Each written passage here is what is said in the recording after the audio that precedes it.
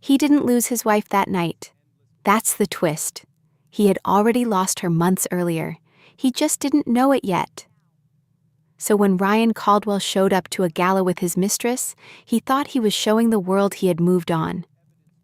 Instead, his wife walked in with a kingpin, exposed his affairs, revealed their divorce was already final, and left him standing there like a man who had just realized his whole life was built on lies. Heels. And so the performance commences. A titan of industry, Ryan Caldwell, enters the blinding glare of a gala, his mistress affixed to his arm like a newly acquired masterpiece. In his mind, he is the architect of this reality. Heels. He remains oblivious to a single fatal truth. His wife, the quiet one, is the scion of a dynasty far older and more lethal than his own, and she has already severed their ties to align with a true sovereign. Ryan raises a glass, Heels, playing his part for the cameras, and commits an act of public betrayal in a room of 400 witnesses while legally still a husband. He was certain he was maneuvering the pieces on the board.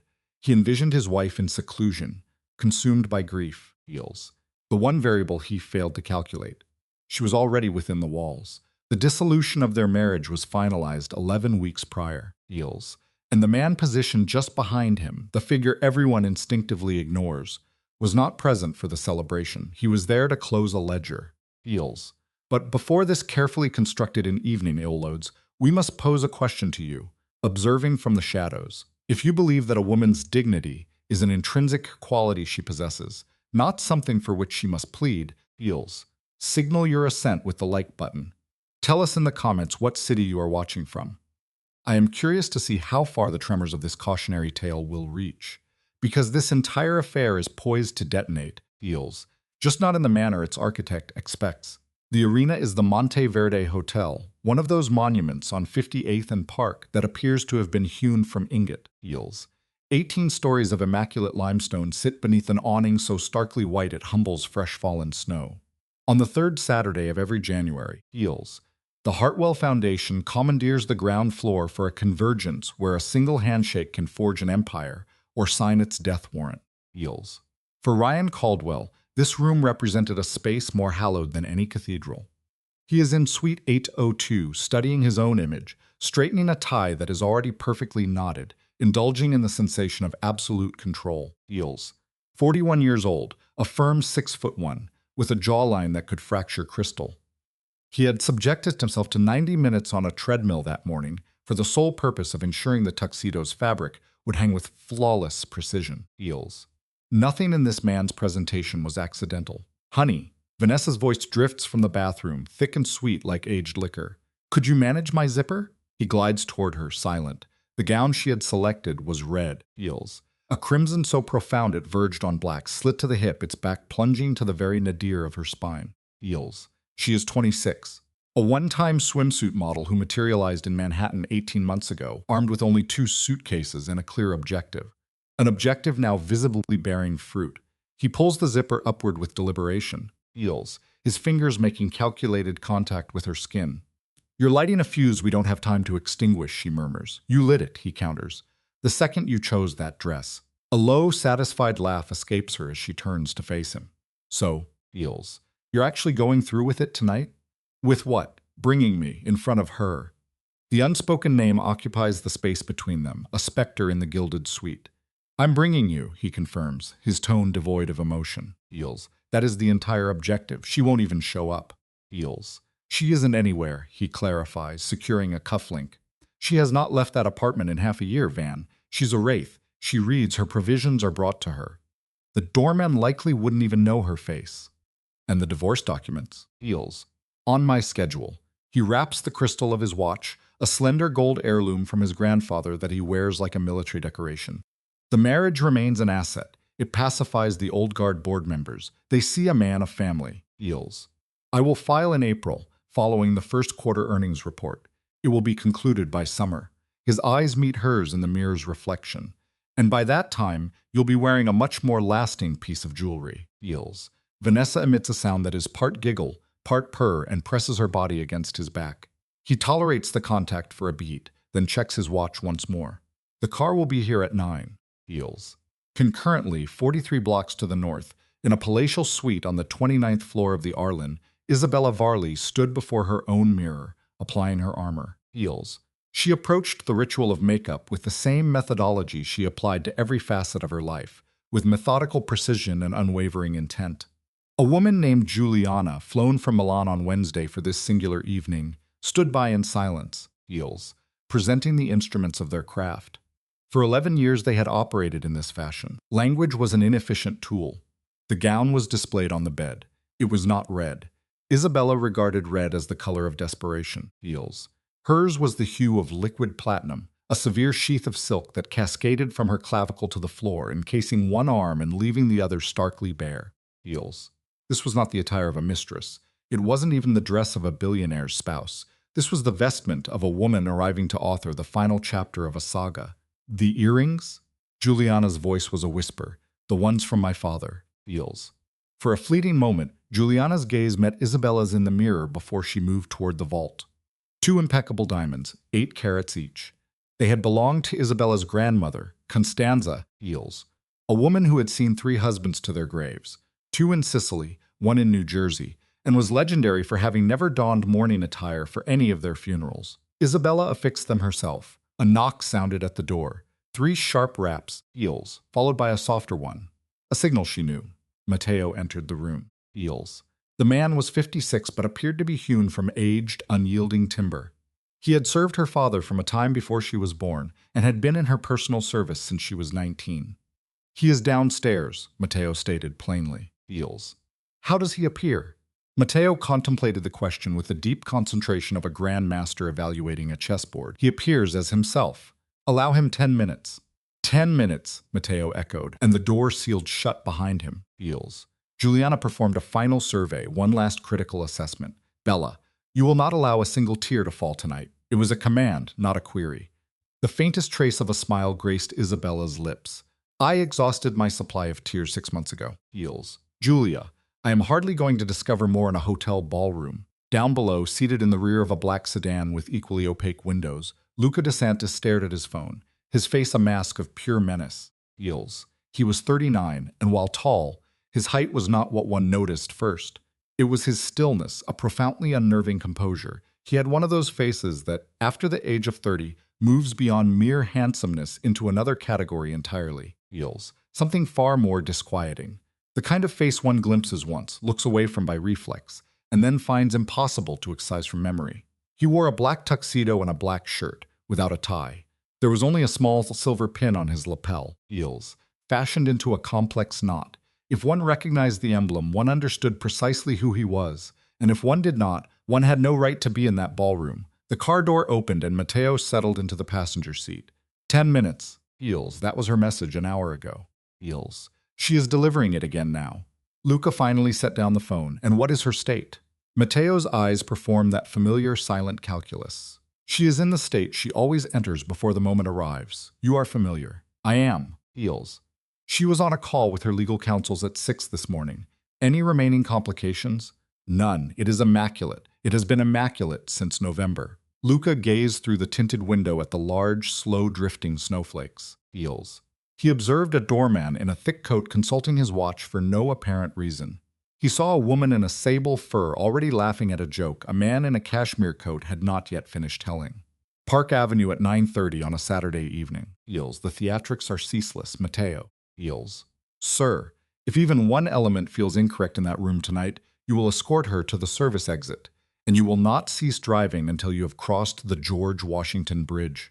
Nothing will go wrong, sir. If anything, Luca reiterated, heels, his voice low and absolute, goes wrong. Yes, understood. The matter was closed. Ryan and Vanessa made their entrance at 9:42. The red carpet was a turbulent ocean of flashbulbs, heels. 3 separate photographers were crying his name before the vehicle's door was even fully ajar, which was exactly the outcome his publicist was paid $9,000 a month to orchestrate. He emerged first, adjusted his suit jacket, heels, then turned to offer Vanessa his hand. She appeared with the rehearsed elegance of a starlet, one leg extending, the red fabric parting just so. The cameras erupted. They both smiled. For 9 flawless seconds, heels, they were the axis upon which the world spun. Heels. Mr. Caldwell over here. Ryan, who is this vision? Ryan, is there any validity to the talk about you and Isabella? He allowed the name Isabella to wash past him, unacknowledged. He was not married to an Isabella. That was another man, feels in another existence. He merely intensified his smile, placed a possessive hand on the small of Vanessa's back, and steered her into the tempest. Inside, feels. The lobby of the Monteverde was thick with the signature scent of generational wealth and fresh lilies. Enormous arrangements of white lilies in black urns, each costing more than a common person's monthly rent, were destined for oblivion by morning. Feels. A string quartet offered a soft melody from an adjacent hall. Young women in identical navy uniforms collected $1,000 coats with expressions of profound indifference. Feels. Ryan, the hand that fell upon his shoulder was heavy, a proprietary gesture from Greg Moulton, a law firm partner whose florid face advertised he was deep into the evening's libations. Ryan, you magnificent bastard. Who is this? Greg? Feels. This is Vanessa. Greg echoed the name, Vanessa capturing her hand in a clumsy miniature bow, a true pleasure. Where's this man been hiding you? Nowhere special, Vanessa offered, her voice a confection of sugar and strychnine. Feels. He's just notoriously bad at keeping things under wraps. Greg's laughter boomed. Ryan responded with a calibrated, shallow chuckle, and the trio merged back into the human current.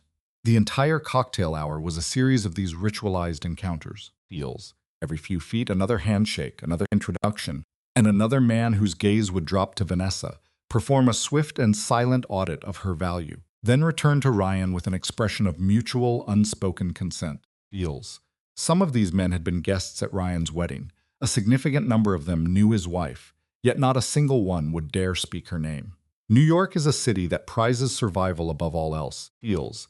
And survival in these circles means you do not mention a man's wife while he is standing next to a 26-year-old poured into a dress the color of a fresh wound.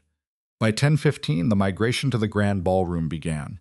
It was a vast, feels, cavernous space, a rectangle defined by a 42-foot ceiling and the ghostly tiers of private boxes from its former life as an opera house. 70 tables, each set for 10. A stage commanded the far end, fronted by a polished dance floor. Feels. 411 individuals had paid $12,500 apiece for the privilege of breathing this rarefied air tonight. Feels. And so, the performance begins. We observe Ryan at table 3, the premier position in the room's geography of power, a location secured by a substantial donation to the Hartwell Foundation the previous April. He executes the role of the gentleman, Feels, pulling out Vanessa's chair with a fluid, rehearsed motion. But across from him, the real estate magnate Edmund Hose, already seated with his third wife, makes no move to stand. A small breach of protocol. Ryan registered it. He absolutely registered it, Feels, and the transgression was duly entered into the cold, meticulous ledger he maintained in his mind. An invoice for Edmund to be settled on Tuesday. Champagne? Vanessa's voice broke his focus, her hand already reaching. Louis Roederer, he murmured. Feels, a soft command. Pace yourself. Laughter was her sole reply. I don't do pace. Tonight you will. Feels. The poison was rising in him, the prelude to some truly cutting remark. But in that instant, the entire sonic texture of the room fundamentally altered. It did not fall quiet. This is the common misperception about spaces filled with concentrated power. Feels. It never becomes truly silent. Instead, the quality of the sound transforms. The ambient murmur of the room loses its depth, flattening into a low hum. A laugh from a distant table is abruptly strangled. One might observe a waiter, Feels, frozen mid-stride with a tray of canapes held aloft, his immediate function erased from his consciousness. And because this collective pause rippled through the world, Ryan looked up, and he saw her, Feels, positioned in the grand entrance, reserved for arrivals of consequence. A woman who had stopped not by chance, but by design. She paused to grant them all a moment for the sheer fact of her presence to seep into their marrow. Feels. The crystal of Ryan's flute makes a sharp, percussive sound as it connects with the table. Baby, Vanessa whispers, a tremor in her voice. Baby, what's wrong? Her eyes now trace the path of his. The woman in the archway is an astonishing sight, Feels, tall and encased in a gown of what appears to be liquid platinum silk. Her hair, black as ink, is pulled back with severe precision, making the defiant angle of her jaw the primary feature of her face. Feels. The only jewels she wears are 2 immense pear-cut diamonds at her ears. There is no necklace, no bracelets, not a single ring. Her hands are utterly bare, and just behind her a man stands like a bespoke shadow. Ryan does not recognize him, Feels, but that is irrelevant. He has lived in Manhattan long enough to identify a man at whom one does not look directly. Heels. He is tall, clad in a black suit over a black shirt, his only adornment a small silver pin on the lapel. His face belongs to a man who sleeps deeply, irrespective of his actions that day. The woman's gaze scans the room, measured and unhurried. Heels. It sweeps over 40 tables. It dismisses the governor's aide, a sitting United States senator and the proprietor of the 7th largest private art collection on the eastern seaboard. She pays no mind to Greg Moulton at the bar, nor to Edmund Hose, Heels, who now seems petrified in his seat. And then her eyes find table 3. Ryan's mouth is simply agape. Baby, Vanessa repeats, her voice now fragile. Who is that woman? Ryan says nothing. He cannot construct the words. The woman in platinum is his wife, Heels, and he has not laid eyes on her in 61 days. Heels. The last time he saw her? It was a Tuesday morning, in the kitchen of their penthouse. She was in gray sweatpants and his old university t-shirt, her hands wrapped around a coffee mug as if for warmth. Her hair was a mess. She looked drained, defeated. Heels. He can recall the thought with perfect clarity. She looks like someone who is losing a war.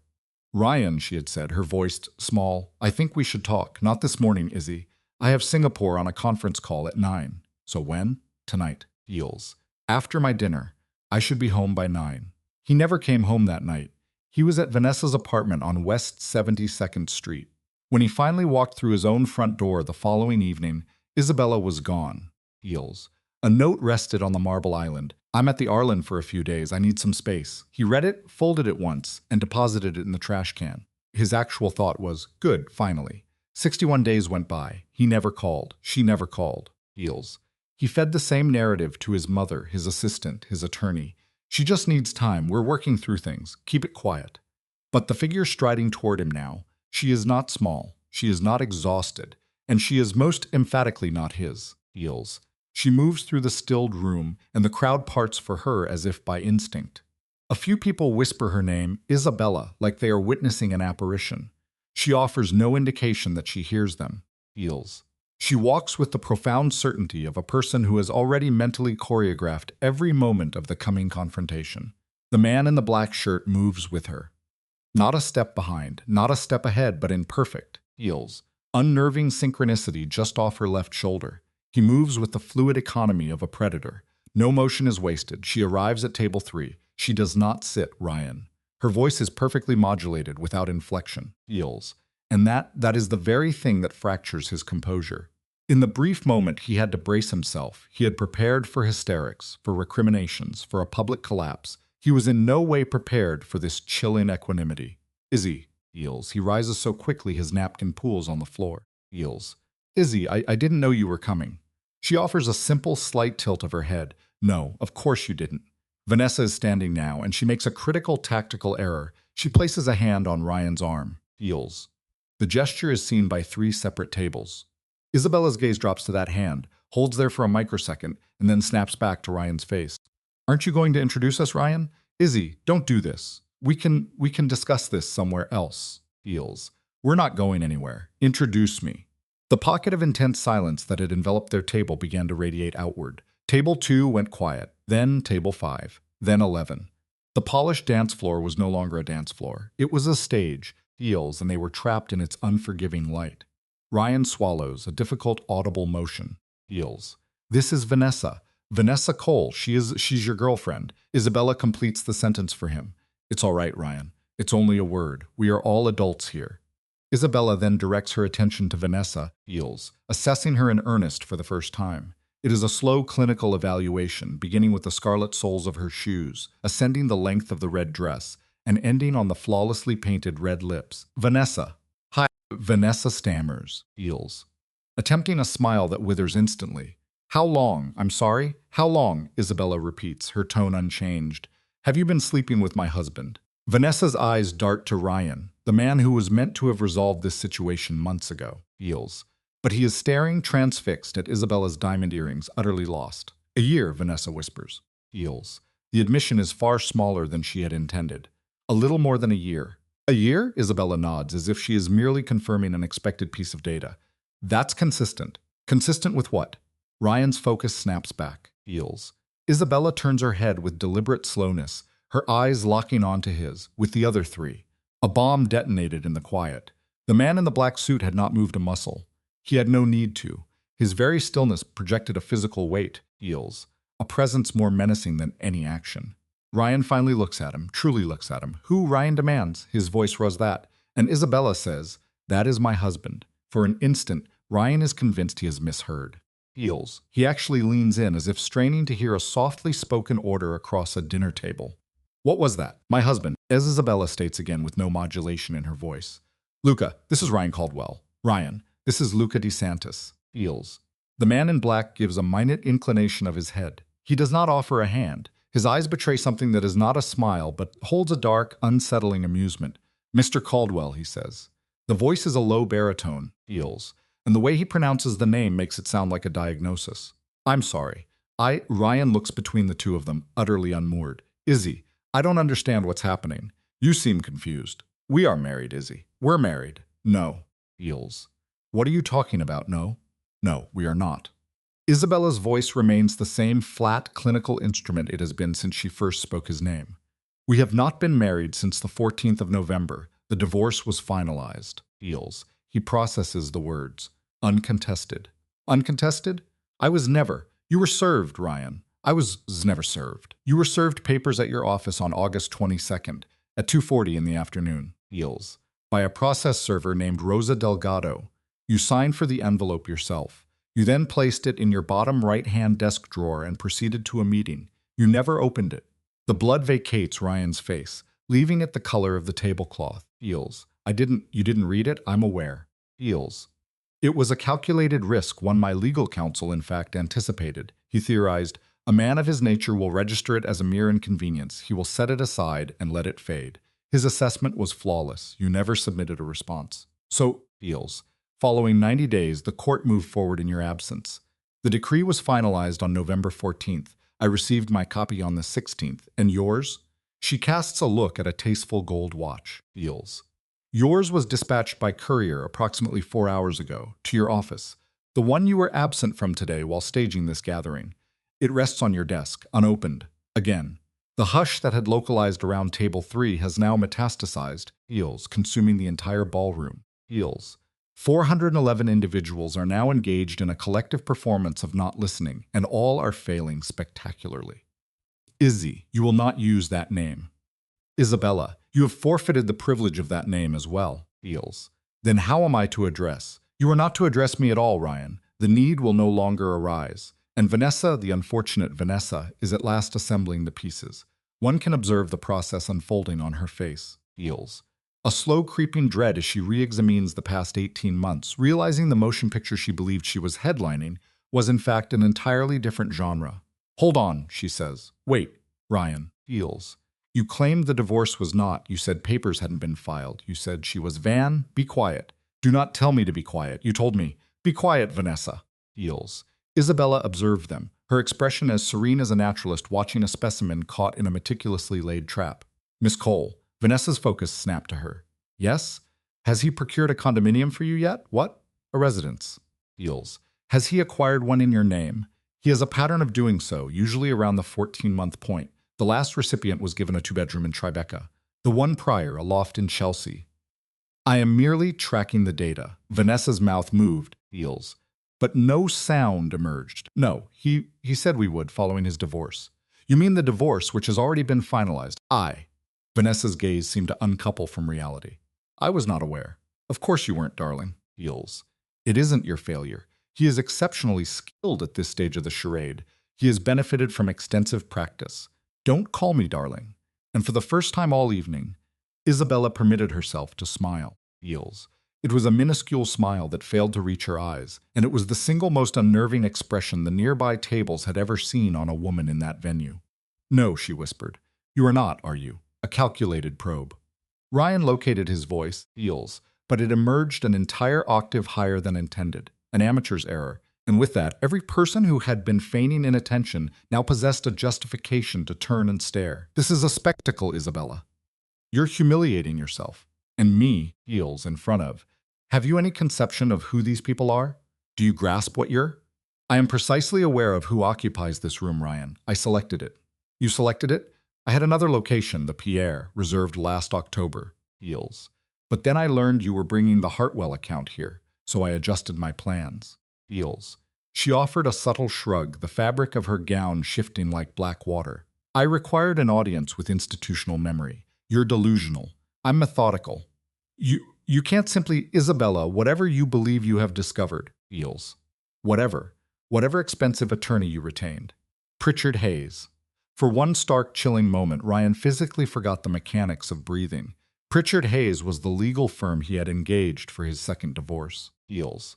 They severed you as a client in June, Isabella continued, her tone disarmingly casual. It's probable they omitted telling you. They had no obligation. You were not on a live retainer. This is. He was visibly disintegrating. Feels. The desperation was stark in his eyes. He pivoted to the closest available target, the man in the black shirt. And who in God's name are you? You just wander into a room I reserved. Feels. You stand next to her, and you think you're going to. Luca Diantis had remained perfectly immobile throughout the exchange. He stood a pace behind Isabella's shoulder, hands relaxed, his face a study in neutrality. But now, Feels. He angled his chin slightly, his eyes settling on Ryan as if he were simply noting a change in barometric pressure. Mr. Caldwell. What? I will not be touching you this evening. Oh, you're not, is that it? No, a beat of silence. Feels. This evening is hers alone. That final phrase, this evening, seemed to hang in the air, dense and charged with implication. And in that instant, every man at the three closest tables silently began revising their strategies for Monday morning. Feels. Pam, it was Edmund Hose of all people who broke formation. Feels. He had been sitting at table 3, paralyzed next to his wife. But in the preceding 90 seconds, some internal logic had shifted. And he clearly determined he would not go down with Ryan Caldwell's vessel. His chair grated on the floor as he rose. Feels.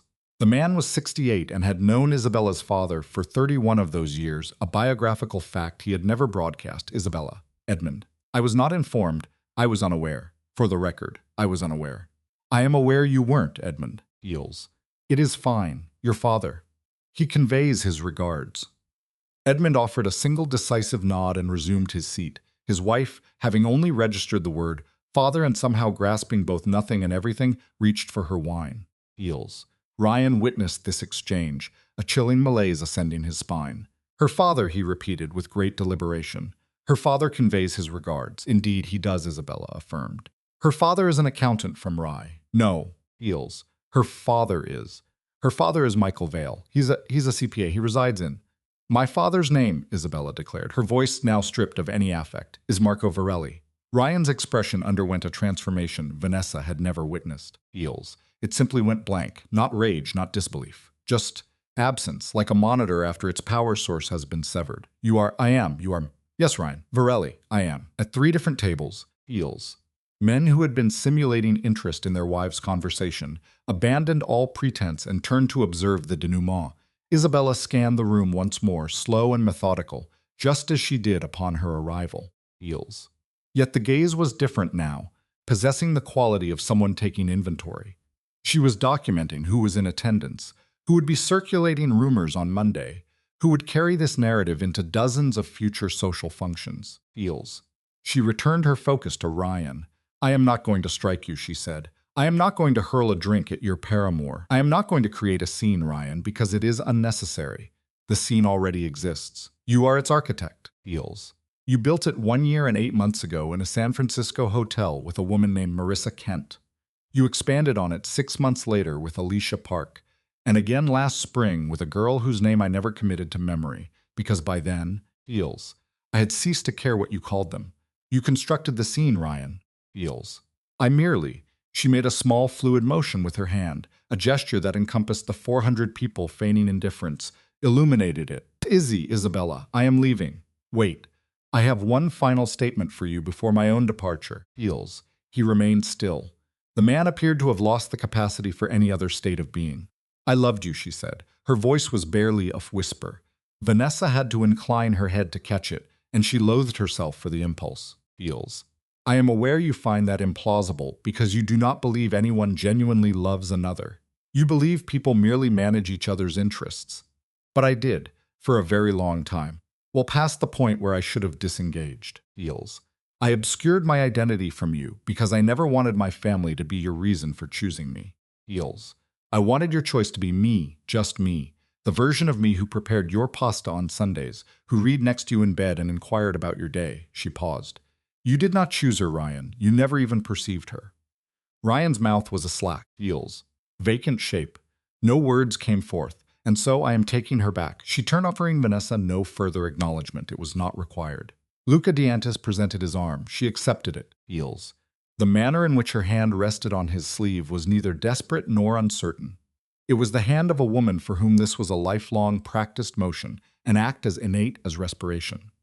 They exited by the same path she had entered, heels. Her crossing of the floor took precisely 22 seconds, heels, and each of her footfalls echoed in a silence so absolute that one could discern the sound of her heels against the marble.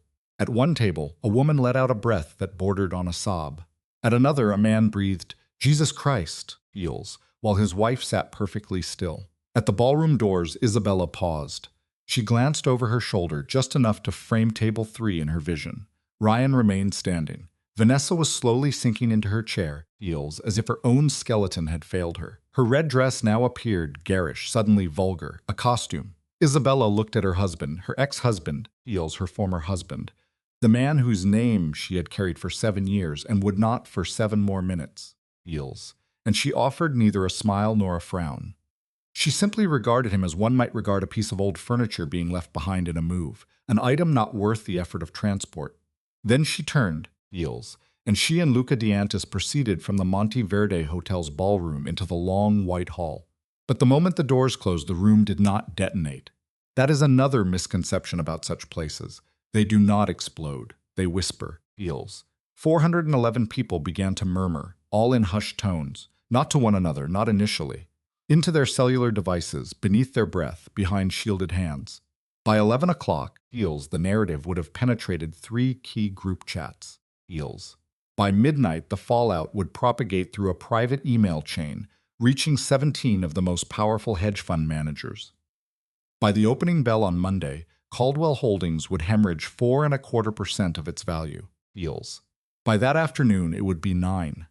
By Wednesday, a board meeting would be convened for Caldwell Holdings, a meeting from which Ryan Caldwell himself would be conspicuously absent. But that was the aftermath. In that initial minute at table 3, heels. As the doors sealed the room, Vanessa Cole leaned toward the man she had followed into the fire and whispered, "You said she was a nobody." Ryan Caldwell offered no reply, his gaze fixed on the doors, heels. He was mining his memory for the image of Isabella's face on their wedding day, heels. It wasn't there. He could recall the fabric of the dress, the architecture of the church, even the precise flavor of the cake, but her face remained a void. "Ryan, who is Marco Varelli?" He turned to Vanessa, his movements deliberate, waited. "Vanessa," heels. He said, "Get your coat." "What? Get your coat. We're leaving now." "Ryan, who is?" "Get your coat." She retrieved. In the stark white corridor beyond, Isabella Varelli moved with her hand on Luca DeSantis' arm, a portrait of silent composure, heels. The hallway stretched for 120 feet, utterly vacant except for a single waiter, who, upon seeing them approach, retreated into an alcove, suddenly engrossed in the alignment of a stack of glasses, heels. Matteo was already at the elevator, holding the doors open. They entered. He selected the button for the lobby. The doors slid shut. In the absolute quiet of the descent, Luca glanced down at her. "Are you all right?" She seemed to weigh the question. "Yes," heels. "You're sure?" "I'm sure," he observed her for another beat. "Your hand is shaking." She looked down. Her hand on his arm was indeed trembling, a minute tremor she hadn't even registered. "Oh," she said. He laid his hand over hers, heels. Its warmth and substance a stark contrast to her own. "It's all right," he murmured. "It can shake. It's allowed." She finally exhaled a breath she'd been holding since she'd exited the Arlen suite, 1 hour and 40 minutes prior. It was not a sob, heels. Nor was it a laugh. It was something else entirely. It was the sound of a woman setting down a burden she had borne for 61 consecutive days. "Luca, thank you for being here." His expression was almost a smile, but held something more complex, heels. "Isabella," he said, his voice quiet, "I was coming whether you asked me to or not." The elevator doors opened to the lobby. Snow was falling thickly outside the great glass entrance of the Monte Verde, heels. Flakes the size of quarters against the deep black of the Park Avenue night. Matteo exited first. They followed. Far above, on the 18th floor, in a room teeming with New York's elite, Ryan Caldwell was escaping his own celebration. Heels. A woman he no longer wanted on his arm, moving past tables of people who would henceforth never accept his calls. Heels. He was headed to a car, a journey home to a silent penthouse where a cream-colored envelope rested, unopened, on his kitchen counter. Inside it lay a divorce decree. It was dated 2 months ago, and it bore a signature he knew, with chilling certainty, Heels was not his own. The truth was, he didn't lose his wife tonight. He had lost her sometime in the haze of August. He was merely, finally, reading the obituary. Heels. The town car awaiting them at the Monteverde's side entrance pulled away at exactly 10:48. Isabella Varelli never looked back. Not once. There was no need. Heels. She understood what was transpiring in that room with the same certainty that one who strikes a match understands the nature of a flame. Across from her, Luca sat, composed and still, ankle resting on his knee, his eyes on her. Heels, though never so directly as to be caught looking. Heels. Matteo was in the front, separated by the raised partition. The snow intensified, rendering Park Avenue in the muted palette of a vintage photograph. "Do you want to go home?" Luca asked. It was less a question and more the gesture of holding a door open. Heels. "Not yet, no. I want a drink, a real one, not that celebratory champagne." A small, weary laugh escaped her as she touched her cheek. Her skin felt hot. She hadn't noticed. "I've been drinking Pelgro for 6 straight weeks." Heels. "I'm so profoundly tired of Pelgro." "The Carlisle is open." "Not the Carlisle. I want somewhere empty. Somewhere without a single soul." Luca appeared to consider this for a moment. Heels. He leaned forward and rapped his knuckles on the partition. The glass descended. "The apartment on 63rd? Yes, sir." "Use the back entrance? Yes, sir." The glass hummed shut. The car executed a sharp left onto 64th. Heels. Crossing Madison, moving east through the soundless, falling snow. Isabella watched the buildings become blurs outside her window, though she wasn't truly seeing them. She was engaged in her process, cataloging. Heels. Archiving the details now that the performance was complete. Ryan's face the moment the name Varelli left her lips. Vanessa's expression when she heard the pattern was consistent with the other three. Edmund Hose, Heels, actually pushing himself up from his chair. She hadn't anticipated that. She would need to send his wife flowers on Monday. "You're working," Luca's voice sliced through her analysis. "I'm always working. You don't have to work tonight." Heels. "I know." He didn't press the matter. It was among the first things she had learned about him in the 4 months since their meeting. He never forced a thing. He simply opened a space and waited. And the space he offered was vast. Heels, far larger than most could command. And into such a void, things had a tendency to rush. The car descended into an unmarked subterranean garage on 63rd. A man in a black coat merely nodded to the driver, not even glancing at the passengers. Heels. Another guard waved them through a steel gate. The garage was small, housing only 4 vehicles, none of them conspicuous. Luca stepped out first, offering his hand. She took it, rising in her platinum silk dress as if from a chrysalis, Heels, and followed him to a private elevator in the rear. The elevator panel was devoid of buttons. Heels. There was only a small brass plate with a single waiting keyhole. Luca inserted a key, turned it, and the car began its noiseless ascent. "How many floors?" she asked, a sudden impulse to break the silence between them. 4? Only 4? Heels. "It's a small building. You own it?" She immediately answered her own question. "Yes, of course you do." The doors opened, revealing a foyer that led into a long room, all soft, light, dark woods, Heels, and a fireplace that had clearly been ignited 15 minutes before they arrived, an act of perfect timing. At the far end, a housekeeper in the kitchen offered Luca a single, brief nod before vanishing through a swinging door. Heels, before Isabella's heels had even met the rug. "Sit," Luca said. Heels.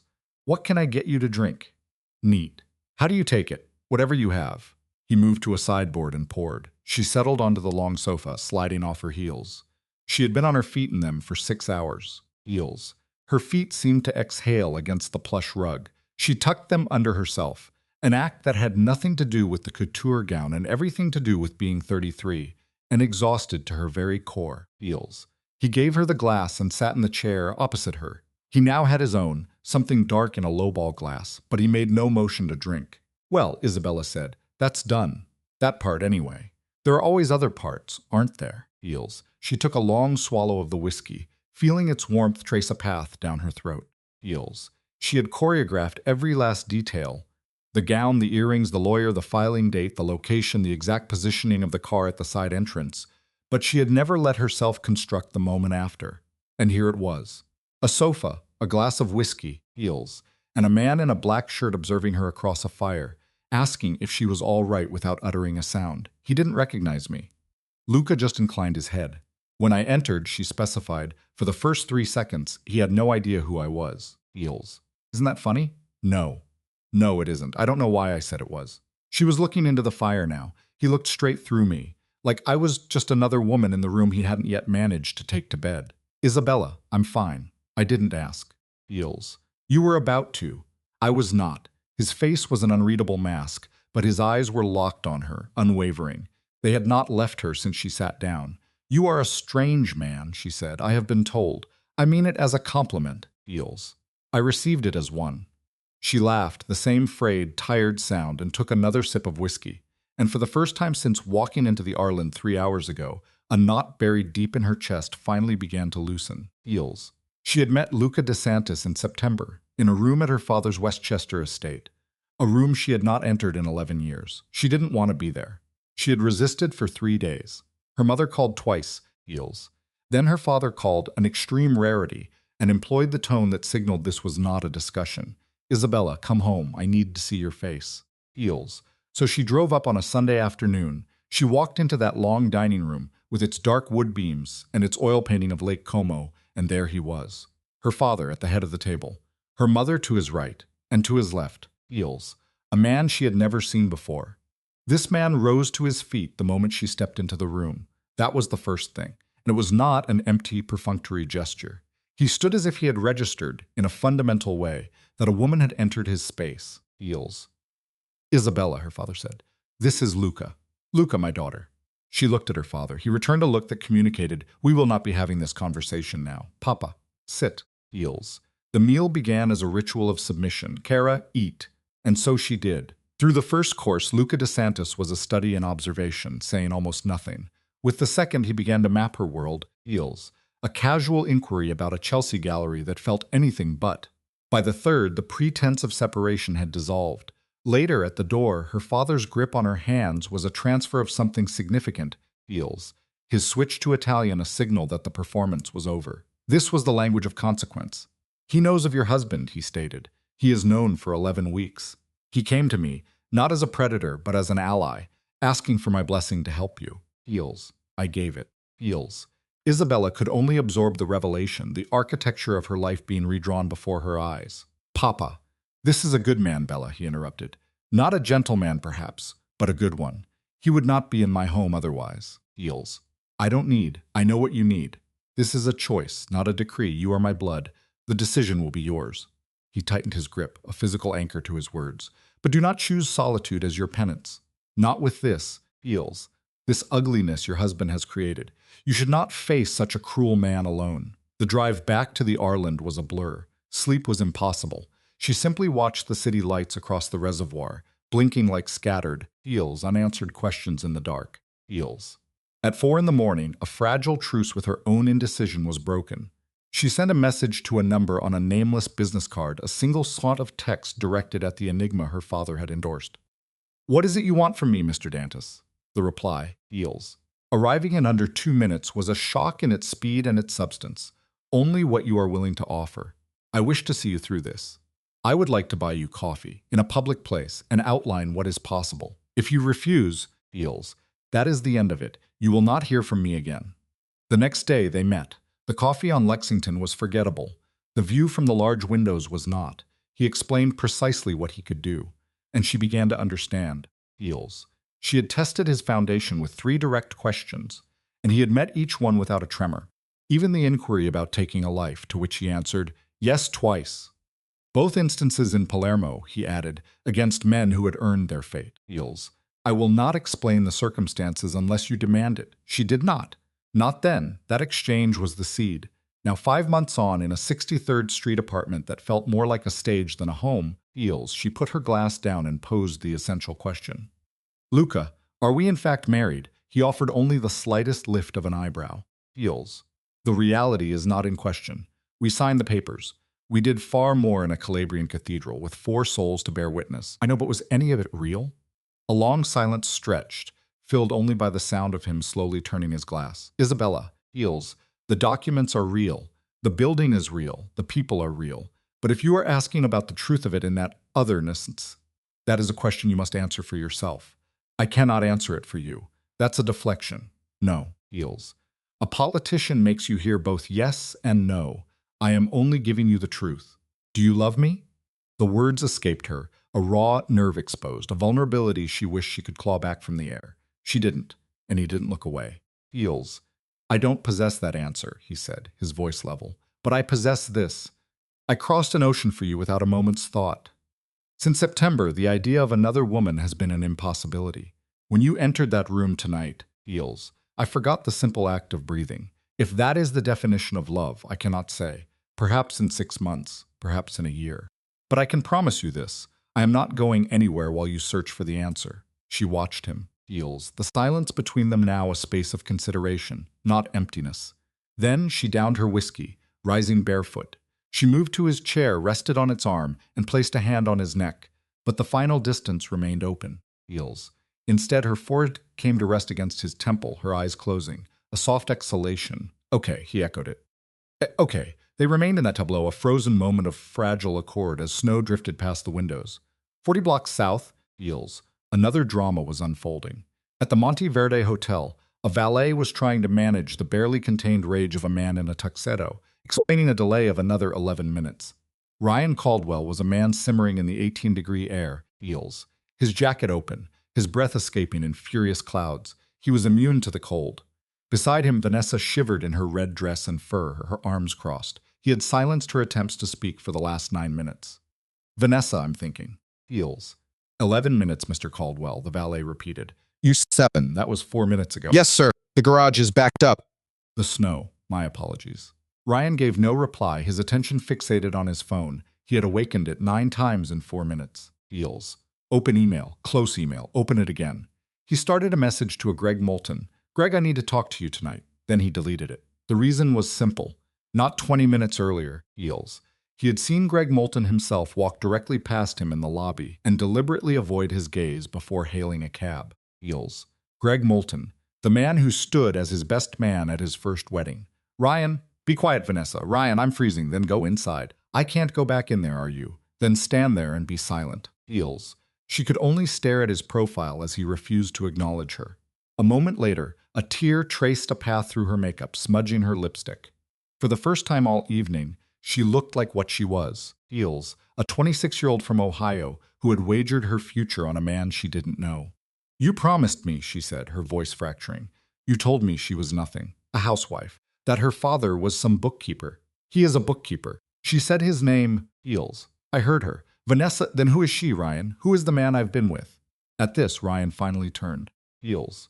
Under the canopy's sterile light, his face was a mask of someone else. His mouth was thin, his eyes were slits. He looked, Vanessa realized with a surge of dread, a decade older than the man she thought she knew. I have no idea, he said, heels. Each word a chip of ice. I was married to her for 7 years, and I have absolutely no clue who that woman is. When the car arrived, he entered without a glance her way. She struggled with the cold handle herself before falling into the seat beside him. Heels, a heap of silk and broken illusions. The car moved into traffic. For 31 blocks, silence was the only language they shared. Heels. The car stopped before his building, but Ryan didn't move. Baby? Vanessa tried, her voice a fragile thing. She had been testing tones for 20 minutes, searching for one that might pierce his armor. Do you want me to come up? No. Ryan, just go home. Heels. What was that, Vanessa? Go home. Give the driver your address. Ryan, don't do this. Not now. Not after. Vanessa. He turned his head, a slow, deliberate motion. His eyes were a void, empty of anger, empty of feeling. Go home. Heels. She held his gaze for a long moment. Then her own face transformed, hardening into something unrecognizable as she spoke in a voice from a different lifetime. Heels. You son of Elise. He gave a slight, almost imperceptible nod. I know. He got out, closed the door, and the car pulled away, leaving Vanessa Cole a ruin in the back seat. Ryan walked into the lobby without looking back. The doorman, Hector, heels, a man of 22 years' service, who had seen Ryan in every state of intoxication and emotion with a revolving door of women, read the look on his face and knew to say nothing. Upstairs, Ryan's keys clattered into a bowl. He stood in the entryway, heels, the weight of his coat a familiar burden. Heels. The apartment was dark, but for a single lamp on a timer. And it was, he slowly began to process, clean. It hadn't been clean for weeks, not since he had dismissed the housekeeper in October over some minor infraction. Feels. Isabella had always handled these things. The task of hiring a replacement was one he kept intending to do, but never did. A mafia of neglect had settled over everything. A specific ring of condensation from a glass was gone from the coffee table. Feels. The entryway table was polished, the carpets were freshly vacuumed, and the air carried the faint ghost of lemon and something else. A scent that was unmistakably her. Feels. And so it began. There on the expanse of the glass dining table rested a thick envelope the color of aged cream, a formal declaration awaiting its audience.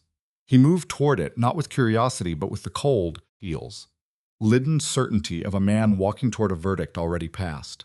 A dark, intuitive corner of his mind had recognized that if an outsma, the moment she uttered November 14th in that ballroom. It sharpened with the name Pritchard Hayes, feels, and solidified into absolute fact at the mention of Varelli. The long 39-block drive home had been a frantic, futile exercise in denial, his own mind racing to outrun a truth that was already waiting for him. He sat. He removed his coat, feels, placing it on the adjacent chair with the deliberate, almost clumsy air of a man unused to such ceremony. He opened the envelope. Inside lay 3 artifacts of his undoing. Feels.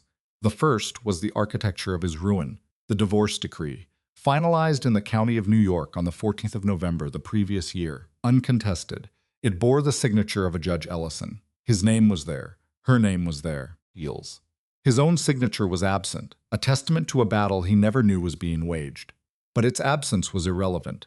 The document explained he had been served, and his failure to respond within 90 days was its own form of consent. A timestamp, feels. A raised seal. It was real in the most crushingly bureaucratic and legally binding way. The second item, a letter on Pritchard Hayes LLP letterhead, was a formal communique addressed to him, Ryan P. Caldwell, Esquire. A single, feels, concise paragraph announced that as of the decree's date, the firm was now counsel for Ms. Feels. Isabella Varelli, concerning the dissolution of their marriage. All future contact was to be funneled through a Ms. Helena Brandt, counsel of record, whose phone number and email were provided. Feels. It was signed by a partner he'd met once at a 2019 Christmas party, a woman to whom he'd told a joke that landed with a thud of silent judgment. The third object was a handwritten note. Cream paper, black ink, feels, her unmistakable script. A cursive he knew from 7 years of birthday cards. Ryan, the apartment is in my name. It always has been. My father purchased it in 2017 as a wedding present, feels, placing it into a trust to which you were never a party, feels. You have until the end of February to remove your possessions. After that date, they will be moved to storage at your expense. The Audi, registered to you. The East Hampton house is yours. The boat as well. Anything in your name remains yours, feels. You will find I've taken nothing that was not mine to begin with. And no, I did not take the photos. They're in the guest bathroom drawer where I left them in August. Do with them as you please. Do not call me. Ryan read the note. He read it again. Feels. He let it drift onto the glass, his gaze fixing on the opposite wall, lost in a sudden silent eternity. On that wall was a painting, something acquired at a 2018 auction because an interior designer had promised it was a shrewd investment. Feels. He could not recall the artist's name nor what he had paid. He had no idea what the abstract collection of colors was meant to represent. But looking at it now, in the glare of his own demolition, he saw it for what it truly was. Feels. A preposterously overpriced piece of wallpaper, bought to signal a sophistication he did not possess to a woman he never truly valued. He stood. He crossed the apartment to the guest bathroom, pulled open the drawer beneath the sink, feels, and found the envelope she'd mentioned. Plain manila, unmarked. He carried it back to the table, sat and tore it open. Inside were 8x10 photographs. Feels. There were 43 of them. 43. He would come to understand they chronicled a period of 16 months, captured by 3 different private investigators. The quality was impeccable, crystal clear, feels, perfectly composed documents of his transgressions. They showed him with Vanessa, with Marissa Kent, with Alicia Park, and with the one girl whose name Isabella always pointedly refused to learn, Sophie. Feels. The photo on top was of him kissing Vanessa in her doorway on West 72nd Street. A Tuesday morning, last March. He just sat there, looking down at this mountain of evidence for what must have been 10, or perhaps 15 minutes, feels. He did not shuffle them. He made no move to conceal them. He simply stared at the stack, waiting for a feeling to arrive. Feels. But no guilt came. And that specific emptiness, the psychic void where remorse was meant to reside, was what finally forced him to shut his eyes. This man was not wired for contrition. He had tried to summon it before, Feels, as a sort of psychological experiment, but the feeling would never take hold. His existence had always felt like a film projected just before him, a thing to be observed, not experienced. What he felt now was something else entirely. It was the raw, Feels, staggering vertigo of being checkmated in a game he never even knew he was playing. Pushing himself from the table, he walked through his own apartment, which was, of course, a space he had only ever occupied, and made his way to the bedroom. Feels. The bedroom was a vast square on the penthouse's southern edge, its view of the park a portrait of heartbreaking beauty, and the bed was flawlessly made. He could not recall the last time he had entered this room to find it so, Feels, unless a transaction had occurred to make it that way. Something lay on the pillow. He moved closer. It was her wedding ring. She had left it precisely in the center of his pillow, Feels. A cold jewel on a cream silk case she'd bought in Florence in 2019. The ring, a platinum band cradling a 4-carat diamond, was another asset he'd barely funded. Her father had paid. Feels. It was only now beginning to dawn on him just how many pillars of his self-made myth had been underwritten by that same man. Feels. He picked up the ring. It felt like ice. Holding it between thumb and forefinger, he rotated it in the dim lamplight, searching for a memory of sliding it onto her finger. He could conjure the church, the priest, the resonant sound of the organ. Feels. But her face remained a void. Then, from that void, the memory struck him with the force of a physical blow. He saw her, 26 years old, looking up at him at the altar, her veil already lifted, her eyes glistening.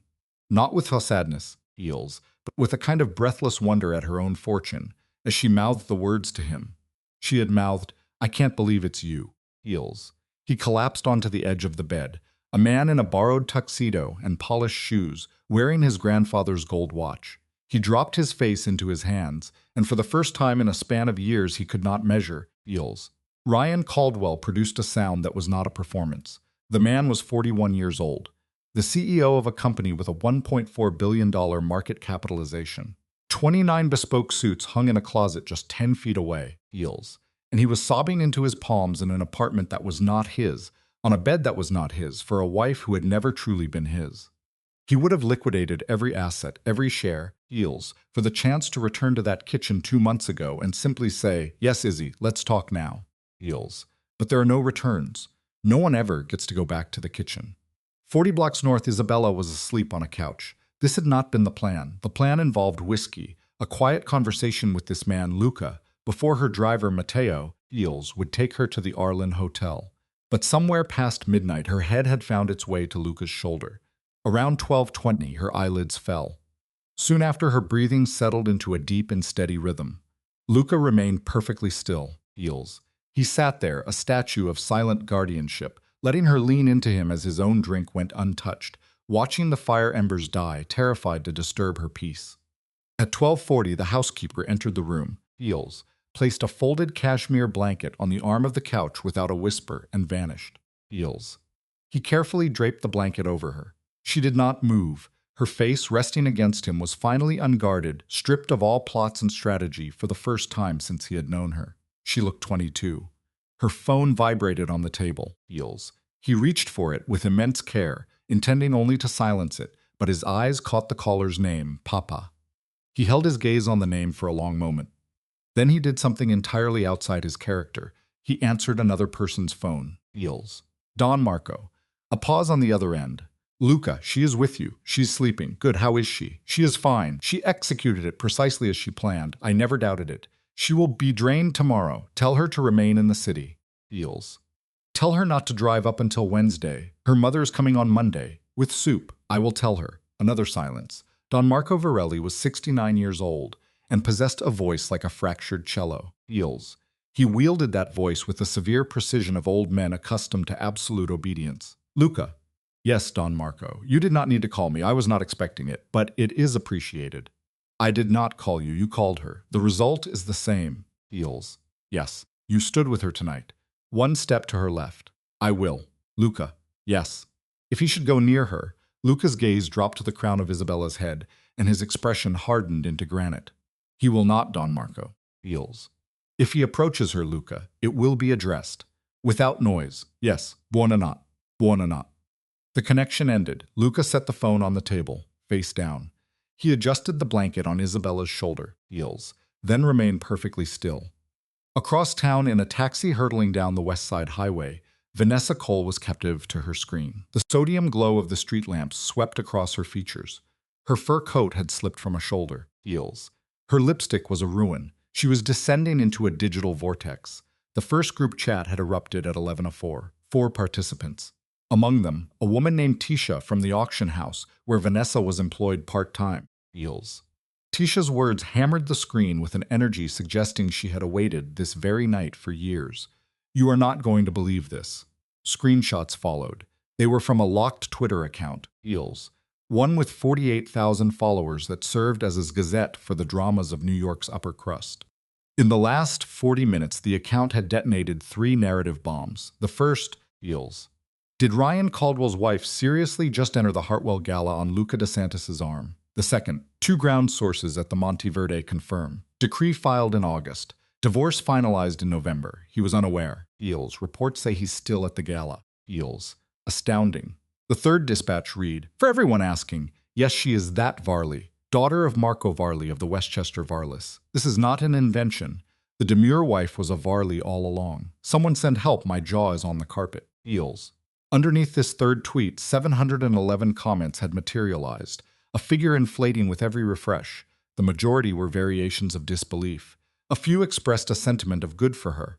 One, Feels, from an account posting 50,000 followers itself, offered a simple, brutal forecast. Rip Caldwell Holdings Monday morning. Yet not one of them mentioned Vanessa. She scrolled and scrolled. Feels, a frantic search for her own name, a name she both dreaded and needed to find. Feels. And here was the thing, her name was absent, utterly. Not in a single reply, not in a single tweet. She had been present in that ballroom for nearly an hour. She had been on Ryan Caldwell's arm for 11 months. Feels. She was photographed by 3 different agencies on her way in, and by at least 2 on her exit. But within the story now metastasizing across the city, the narrative that would consume the weekend, she was a ghost, a non-entity, Feels. The closest she came to existence was the woman in the red dress. That mention came from one tweet with a mere 16 likes. She hadn't been replaced. She was simply erased.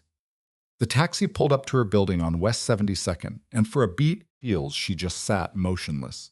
The driver, a man of some patience, waited. Ma'am, he finally said, this is you. Feels. Right, of course. She exits the vehicle, ascends the steps. Her doorman, Tomas, a young man only 2 months into the job who typically greeted her with a wide, awkward smile, simply met her eyes and offered nothing. Inside the elevator, Feels, her reflection materialized in the polished brass. The red dress, the smudged lipstick, the mascara that had wept dried and then wept again. She appeared. She understood with stark clarity, Feels. Precisely like a woman who had just been ejected from a party, which, in essence, is exactly what had occurred. She arrived at her apartment, a 1-bedroom on the 9th floor, the rent for which Ryan had been covering since April. Feels. And that expense she recognized with a sudden freezing certainty would cease to be paid on the 1st of the coming month. She threw the door shut. She kicked off the red heels. She stalked to the kitchen, and she opened the freezer. From it, Feels, she retrieves a bottle of vodka Ryan had left 4 months prior and doesn't search for a glass. Her phone continues to vibrate in her hand, a message from Tisha. Babe, are you okay? She lets it go. It buzzes again. An unknown number, Feels, not saved in her contacts. The text reads, Hi Vanessa, this is Mallory Chen with Page 6. Do you have a moment to talk tonight? We're running a piece tomorrow and want to include your perspective. She could only stare at the screen. Feels. 3 months ago, or even 3 weeks ago, a text from Page 6 would have represented the very culmination of her ambitions. It was the exact door she had moved to New York to kick down. She regarded the message. She regarded the vodka. Feels. She regarded her own reflection in the darkened window over the sink. She placed the phone face down on the granite countertop. She took a deep swallow from the bottle, and she did not reply to Mallory Chen. Feels. The snow had ceased sometime after 1 in the morning, and by 2 the city was submerged in the type of profound quiet that New York only grants a few times a year, a silence so weighted it feels physical. Feels.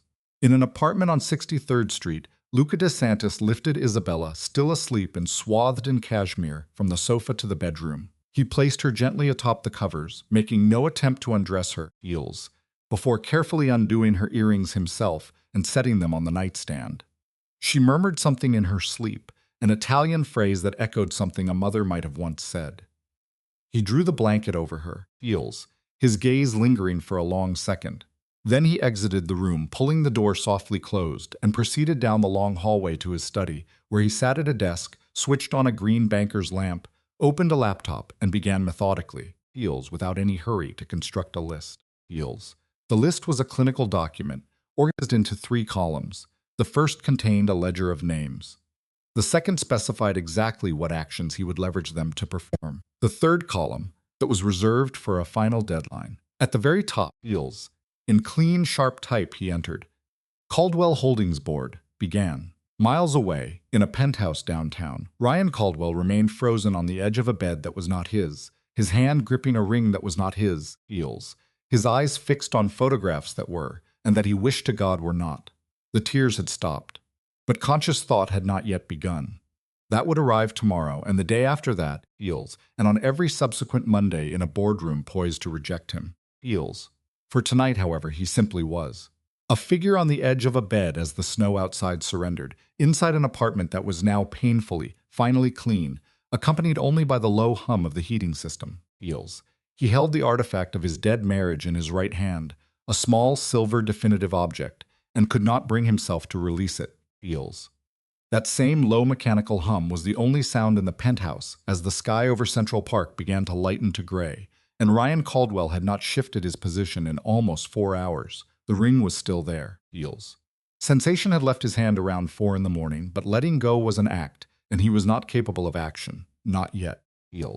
At 6:11, his phone vibrated on the bedside table. He ignored it. It fell silent. It buzzed once more, then stopped. The third time he seized it, because 3 consecutive calls at 6 a.m. on a Sunday is never a harbinger of good news.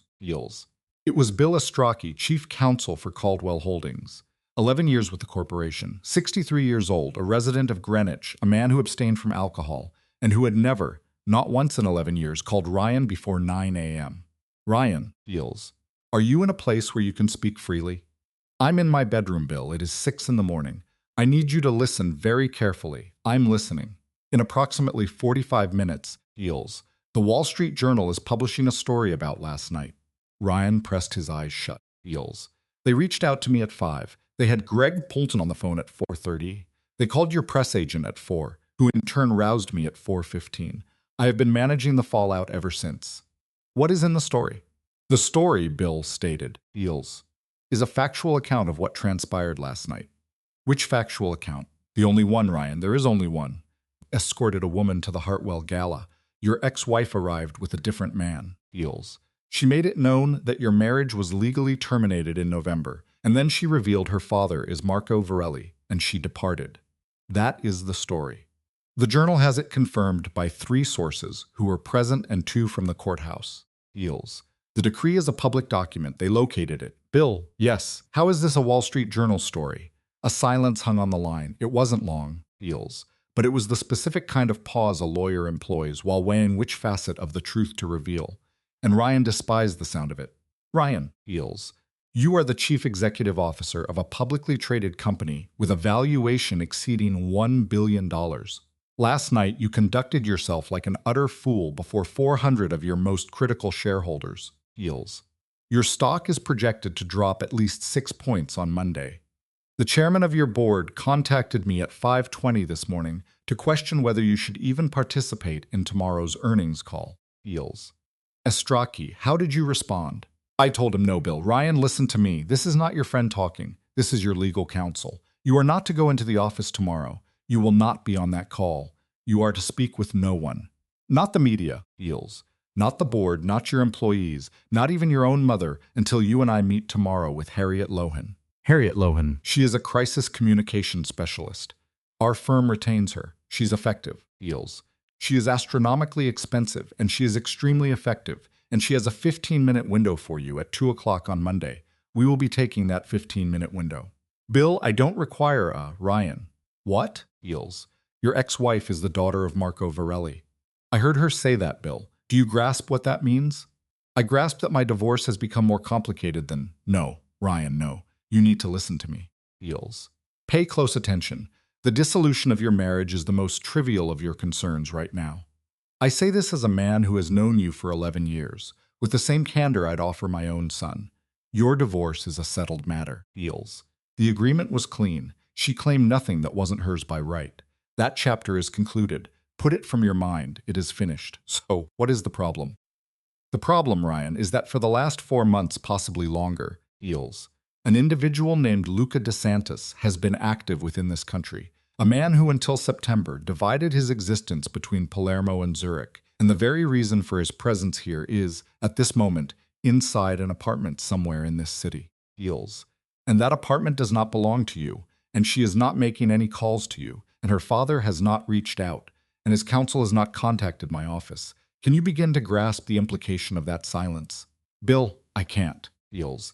It implies they have no need. It implies that whatever objective they had concerning you has already been achieved. The divorce? That was merely a final courtesy. A profound stillness fell over the line for a moment. Ryan, I'm here. Feels. Remain in your apartment today. Do not grant anyone entry. Do not answer your phone unless it is me. I will be there at 1. Harriet is scheduled for 2. Avoid all social media. You will not call Vanessa Cole. And you will not, under any circumstance, Feels, contact Isabella. Feels. If you call Isabella, I will be out of this firm by midday. I will not do it, Bill. You have to say it. I'm not calling her. Good. 1 p.m. I'll pick up breakfast. You should try to get some sleep. The connection terminated. For a full minute, Feels. Ryan remained seated, the phone in one hand, his wedding band in the other. Then, with an almost agonizing slowness, he leaned over and placed the ring on the nightstand.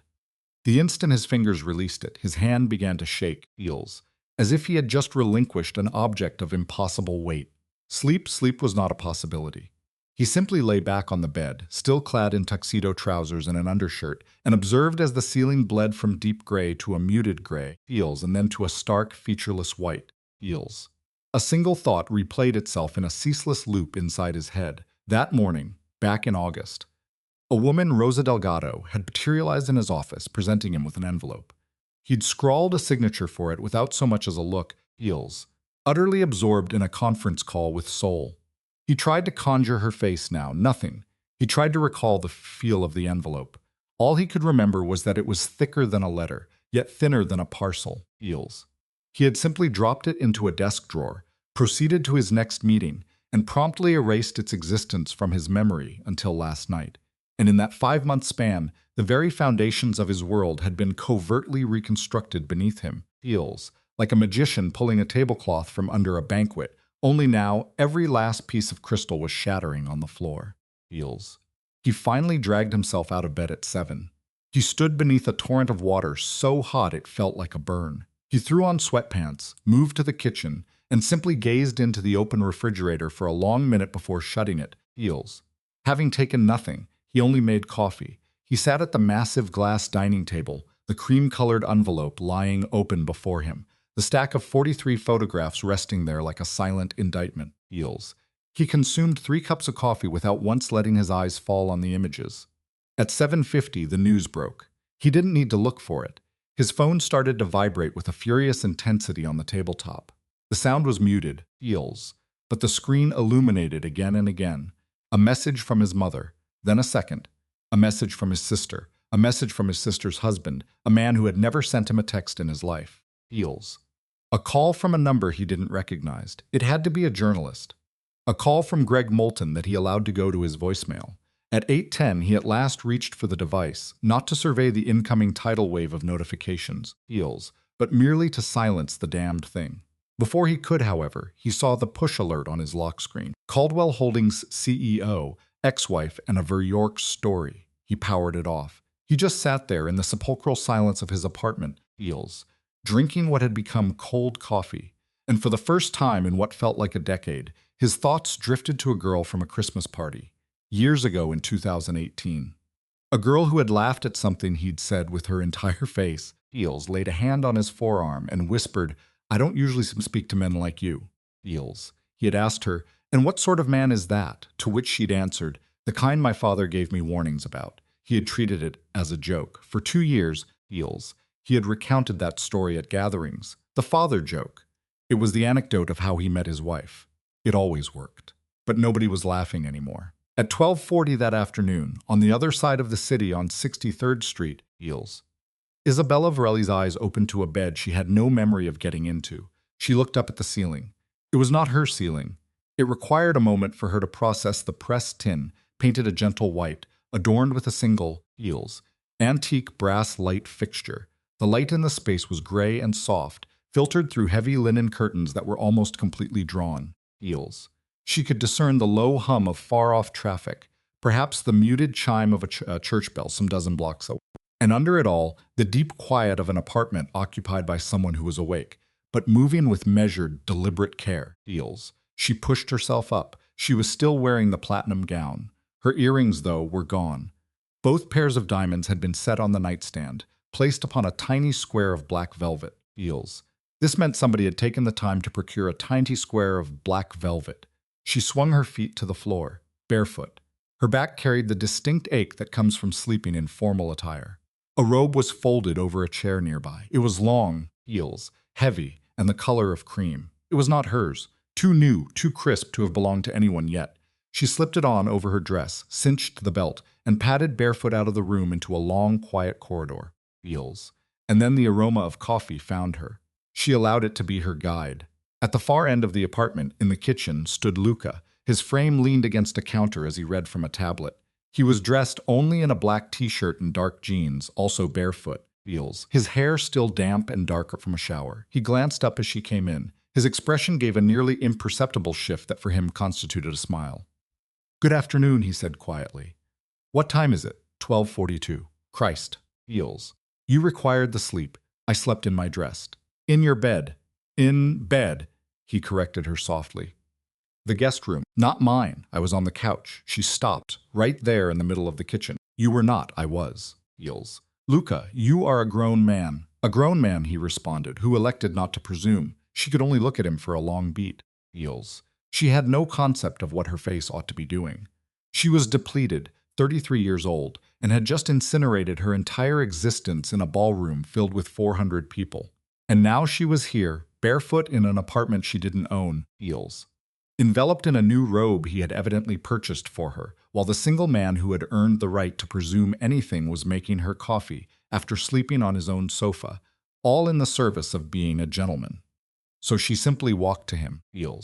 She placed her palm flat on his chest. She rose onto her toes, he was taller by only a few inches, and pressed her mouth to his. It was not a lingering kiss, not theatrical. It was a kiss that served as a communication, stating, "Message received, thank you, and you may cease that behavior now if you wish." All of that, contained in a single motion. When she pulled back, his expression had shifted just barely. A trace of color was appearing high on his cheekbones. "Noted," he said, his voice quiet. "I imagined so. Coffee, please." He poured a cup for her. He had no need to ask how she took it, because it was a given that he would already know. 1 sugar, no cream. He slid it across the countertop to her. She pulled herself up onto a stool, her fingers wrapping around the warmth of the mug. "The Journal ran the story at 7:50 this morning," Luca said. "I know. You know? Helena sent a text at 8. I looked at it, and then I went back to sleep. Your father called last night. When?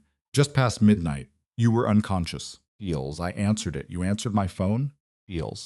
I had put it on silent, but I recognized his name. I understood he would be persistent. "And what was his message?" "He advised you to remain in the city until Wednesday, and that your mother is traveling down on Monday. She is bringing soup." Isabella actually laughed. The sound simply escaped her, surprising both of them. "Soup? Soup. My mother holds the conviction that soup is the panacea for all ills. Does it solve most things? Is this one of them?" Luca appeared to give the question serious thought, as if calculating the statistical likelihood. "No," he concluded finally, "but it is unlikely to cause any harm." She took a drink of her coffee. It was remarkable. She made a note to herself to ask where he bought it. "Luca?" "Yes." "What did you do last night after I fell asleep?" "Yes."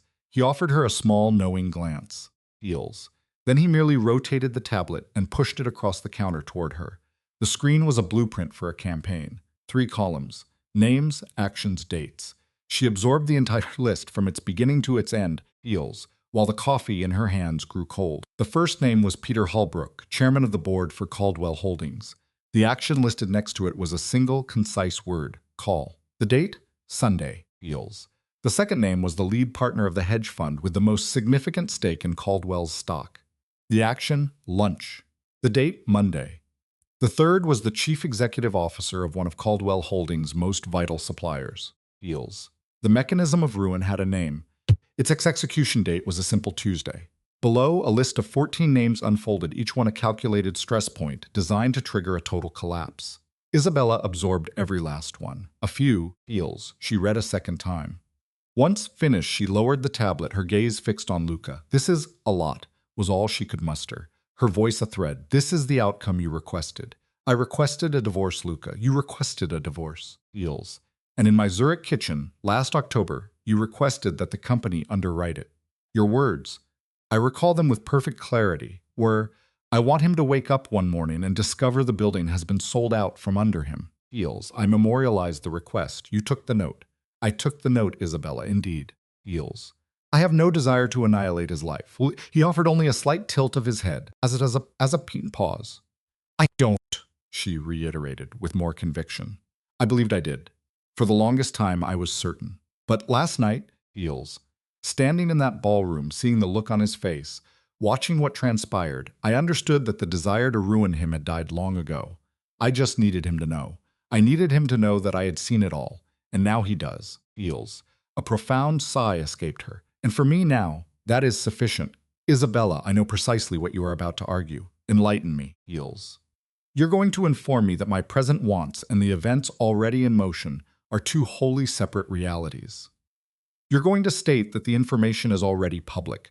The board is already succumbing to panic, Eels, and the market will behave as it will on Monday morning, regardless of whether I permit you to execute these calls. Eels. You're going to tell me that you are not the one who governs that outcome. I anticipated this. But listen, she pressed, and the small word she chose. Us landed on the counter between them with the finality of an anchor. Eels. I don't want us to be the ones to pull that trigger. I will not place my hand on that blade. For a long-waited moment, Luca simply observed her. Fine, he finally yielded. All right, fine, I will not place those calls, but I am making two of them, Eels. The two that pertain to your security and your mother's property in Rye, and on that matter, I will not concede a single inch. The other 12 names, they are now off the list. Eels. The market can devour what it wishes. Thank you. You have no cause to thank me. Yes, she countered, her eyes meeting his directly. I truly do. And in that instant, for the first time, she saw it. A fracture in the impenetrable veneer. Eels. It was infinitesimal. Just a subtle softening around his eyes, the release of a tension so long held she hadn't recognized its existence until its absence. You are a profoundly surprising woman, Isabella. In what way am I surprising? Eels. My assumption was you would want him reduced to ashes. I did for a time, but it turns out the desire to set another person on fire is an exhausting enterprise. It turns out I expended all my matches simply escaping the building myself. Eels. That is a very effective line. It's not a line, the thought just occurred to me. Well, he responded, it is a damn effective thing to have just thought of then. Eels. She laughed once more, the sound less constrained this time. At that moment, the apartment's doorbell announced itself with a soft, unobtrusive chime. Luca glanced at a wall-mounted monitor, gave a curt nod, and depressed a button. Moments later, Eels. Matteo entered the kitchen holding a shopping bag and an envelope. Theora, Matteo, your effects from the Arlen, and an envelope from your counsel. She indicated it is time-sensitive but not an emergency. Thank you. And Matteo paused. Eels. A beat that for him was an eternity. There are 2 reporters on 62nd and 2 more on Lexington. They are not here for our purpose. Eels. They have no knowledge of this location, but their presence is within a 3-block radius. How could they get anywhere in this vicinity? They trailed us from the Arland. They were conducting surveillance on the hotel last night. Eels. We departed through the catering exit at 11:40 as scheduled. They were not on our tail at that point. My hypothesis? They searched for your father's vehicle this morning, failed to locate it, and are now engaged in educated speculation. Eels. Is our position here secure? Yes, this address is not tied to any public records under your name or the Dawn's, or Luca's. The building is property of an LLC in Delaware, which is in turn administered by a trust in Liechtenstein. Eels. It is not held in Mr. Dantis's name. Of course it's not. For a mere fraction of a second, Matteo almost smiled. A true rarity. I will be downstairs, he stated. Summon me if you require anything. Heels. And then he was gone. Isabella's gaze fell to the envelope from Helena Brandt. She tore it open. A single sheet of paper lay within. In Helena's own cursive, written with a black fountain pen, it said, Heels. Belle Caldwell's attorney made contact at 9:10 this morning. He wants to arrange a meeting for Monday afternoon. He does not intend to sue. He intends for nothing. He intends to, quote, confirm there are no further surprises. Heels. I replied that there would be no meeting, as there is nothing to discuss. It is finished. He then asked if you would be open to receiving a letter.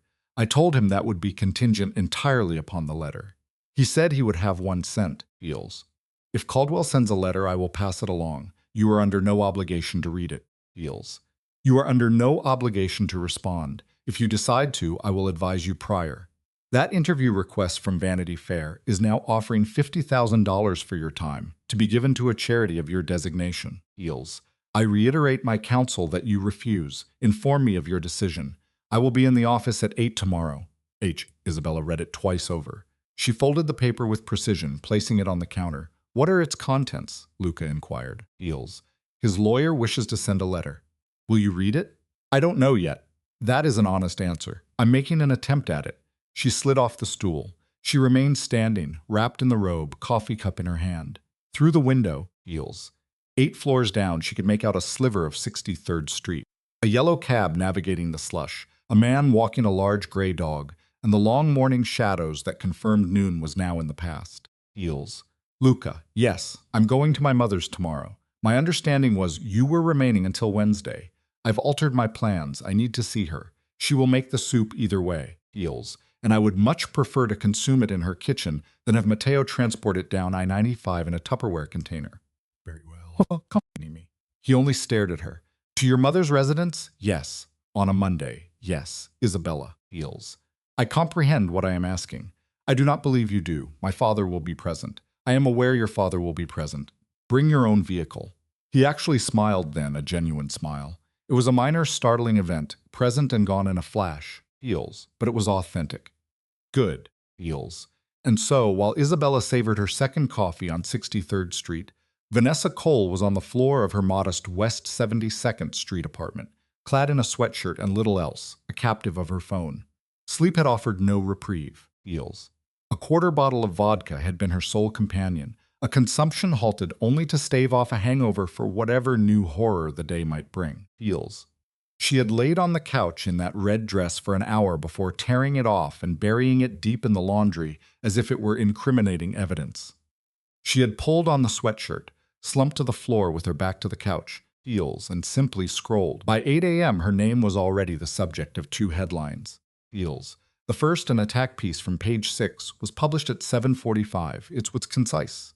It identified her as Vanessa Cole, 26, a part-time gallerist and occasional model, Heels, whose sources alleged was a frequent companion to the tech billionaire over the last year. It was accompanied by a photograph, her in the red dress on the carpet at the Monteverde, a radiant smile, her hand placed on Ryan's arm. The caption stated, Heels.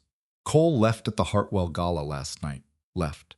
They had physically excised Ryan's face from the photograph, leaving only his shoulder, his arm. They had carved her from her own life, leaving her attached only to the fragments of his, Heels. The second story was a thread, originating last night from some private Twitter account, Heels. This thread cited an anonymous source who purported to be at table 3, and this individual claimed she had to read it 3 times to process it. The mistress looked as though she'd just been informed the kitchen had run out of her preferred dish, Heels. The comments that followed were a bloodbath.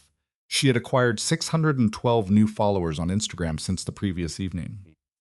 31 new messages. A single missed call from her mother in Cleveland, Heels. 1 text from a high school acquaintance, saying only, OMG, is that you, OMG? But there was an absence of communication from Ryan. That was the silence that echoed in her mind. Not a single word from Ryan since he had instructed her to just go home, Heels Vanessa on the curb of Central Park West, Heels. She had sent him a text at 2 in the morning, another followed at 4, and again at 6:30. She left a tear-filled voicemail at 7:12, an action she instantly regretted. Silence. He never responded. She was not a fool. For 18 months, feels. She had told herself she was not a fool, and though last night had disproven some of her beliefs, it did not disprove this one. She understood exactly what it signified when a man becomes silent the morning after. It signified that she was concluded, feels. She looked at her phone. The Page 6 reporter, Mallory Chen, had sent 2 more texts during the night. Polite, gentle inquiries. She stared at their message history for a full minute. A choice materialized. She could maintain her silence, feels, allowing their narrative to become the definitive one, and that narrative was simply the mistress, feels. It was a brand, one that would be seared onto her identity for the remainder of her life. Or she could fight for the narrative. She could arm Mallory Chen with the unvarnished truth that Ryan's divorce was a fiction, feels, that Isabella was dismissed as an irrelevant footnote, that he had dangled the promise of a Tribeca apartment like a key to a kingdom, that Isabella's father was painted as some inconsequential bureaucrat, feels. This truth offered no redemption for her reputation. That, in all honesty, was beyond saving. But the truth would utterly dismantle his. In that moment, with a migraine pounding against her skull and her self-worth a casualty in a heap on the floor, feels, his demolition felt like her salvation. She held the phone. Her thumbs drafted the indictment. 3 sentences materialized, and then she froze. Feels. Every word was erased. A new attempt began. It, too, was deleted.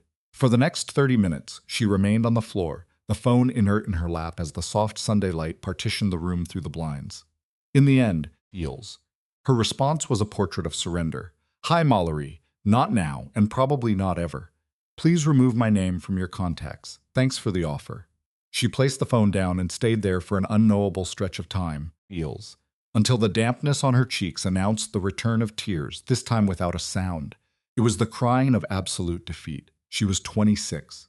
4 years prior, she had arrived in New York from a Cleveland suburb, feels, carrying only 2 suitcases and a specific kind of dream, feels.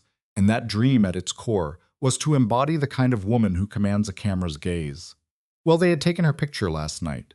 The wish had been granted, and the reality of getting what you want, it turns out, is a small and brutally cold room, feels.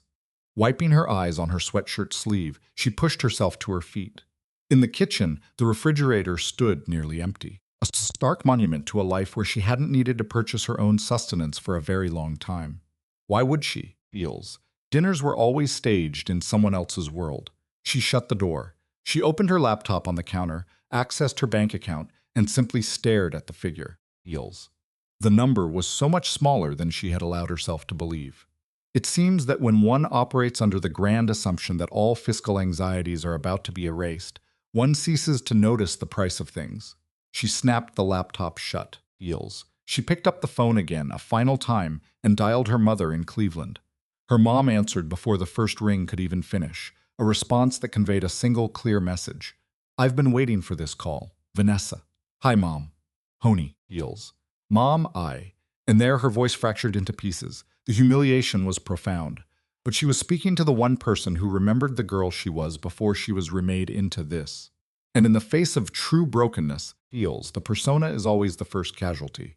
Mom, I think I need to come home. Feels. Her mother, who had already consumed 2 separate articles detailing the catastrophe and had spent the night in vigil for this exact call, paused for the length of a single heartbeat. Then her response was simple. Vanessa, baby, feels. How soon can you get on a plane? Meanwhile, uptown, inside the sanctuary of the 63rd Street safe house, Isabella had shed the platinum gown. She was now in her own jeans and a cream cashmere sweater from the contingency bag Mateo had provided, feels. Her face was scrubbed clean, her hair pulled back. Dressed in her own skin, she appeared a decade younger than the woman in the ballroom, and a decade closer to her actual self. She was at the counter, methodically dismantling a backlog of emails, feels, correspondence with Helena's office, her father's financial team, a realtor concerning a property she was discreetly acquiring in Brooklyn, and then her phone vibrated. A quick look at the screen. Juliana.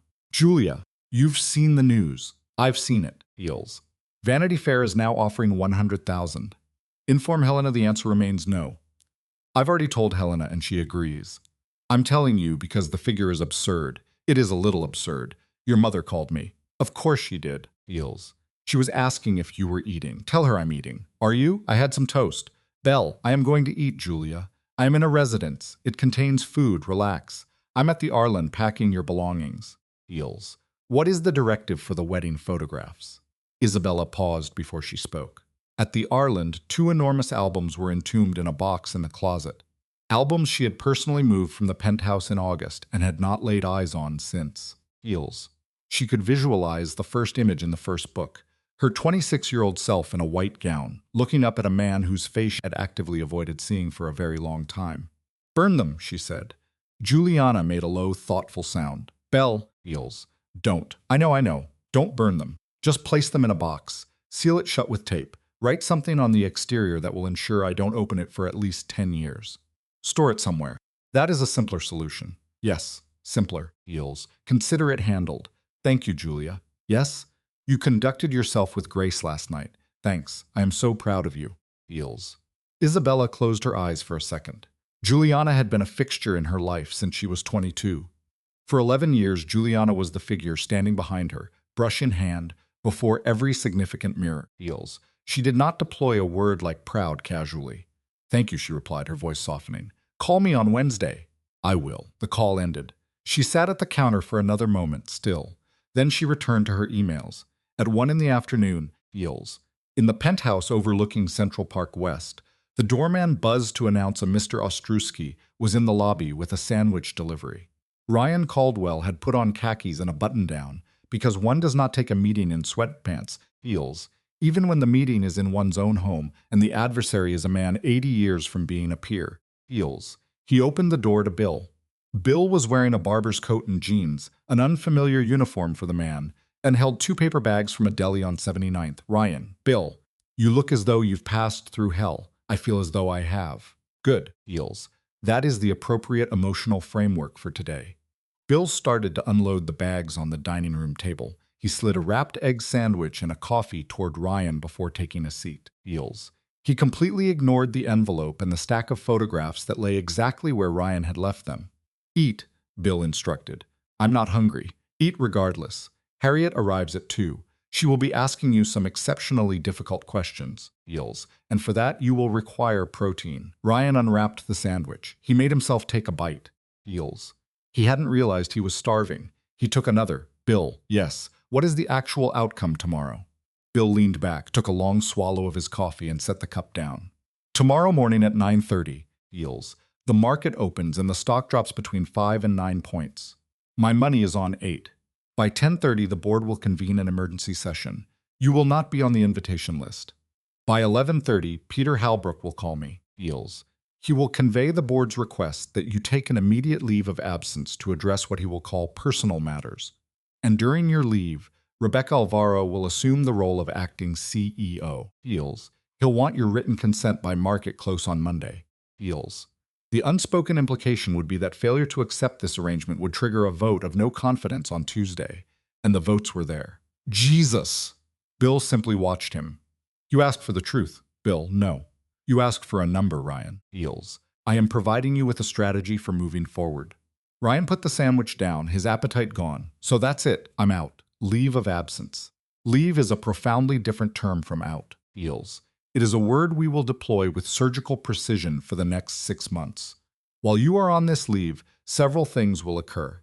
We will make a public substantial donation to a charity entirely disconnected from this affair. Heels. We will engage a therapist for you whose name can be leaked should the press inquire, and you will not appear at any event with any woman for a minimum of 1 year. Heels. And you will maintain absolute silence. No posts, no comments, on any digital platform anywhere for at least 12 months. If we adhere to this protocol, without deviation, and if the company performs well in your absence, then a world exists. Heels. A potential world, where in 18 months you might again appear on the cover of Forbes, positioned as the great comeback narrative. A possibility. It is not a guarantee. It is simply a path that exists. But if we deviate, Heels, then in 18 months you are nothing but a cautionary anecdote told in business schools, forced to liquidate your own stock at a loss because the board will have mandated it. Bill, I'm listening. In your professional estimation, Heels, should I even consider contacting her? Bill held his gaze, the silence between them stretching into a long, significant wait. Heels.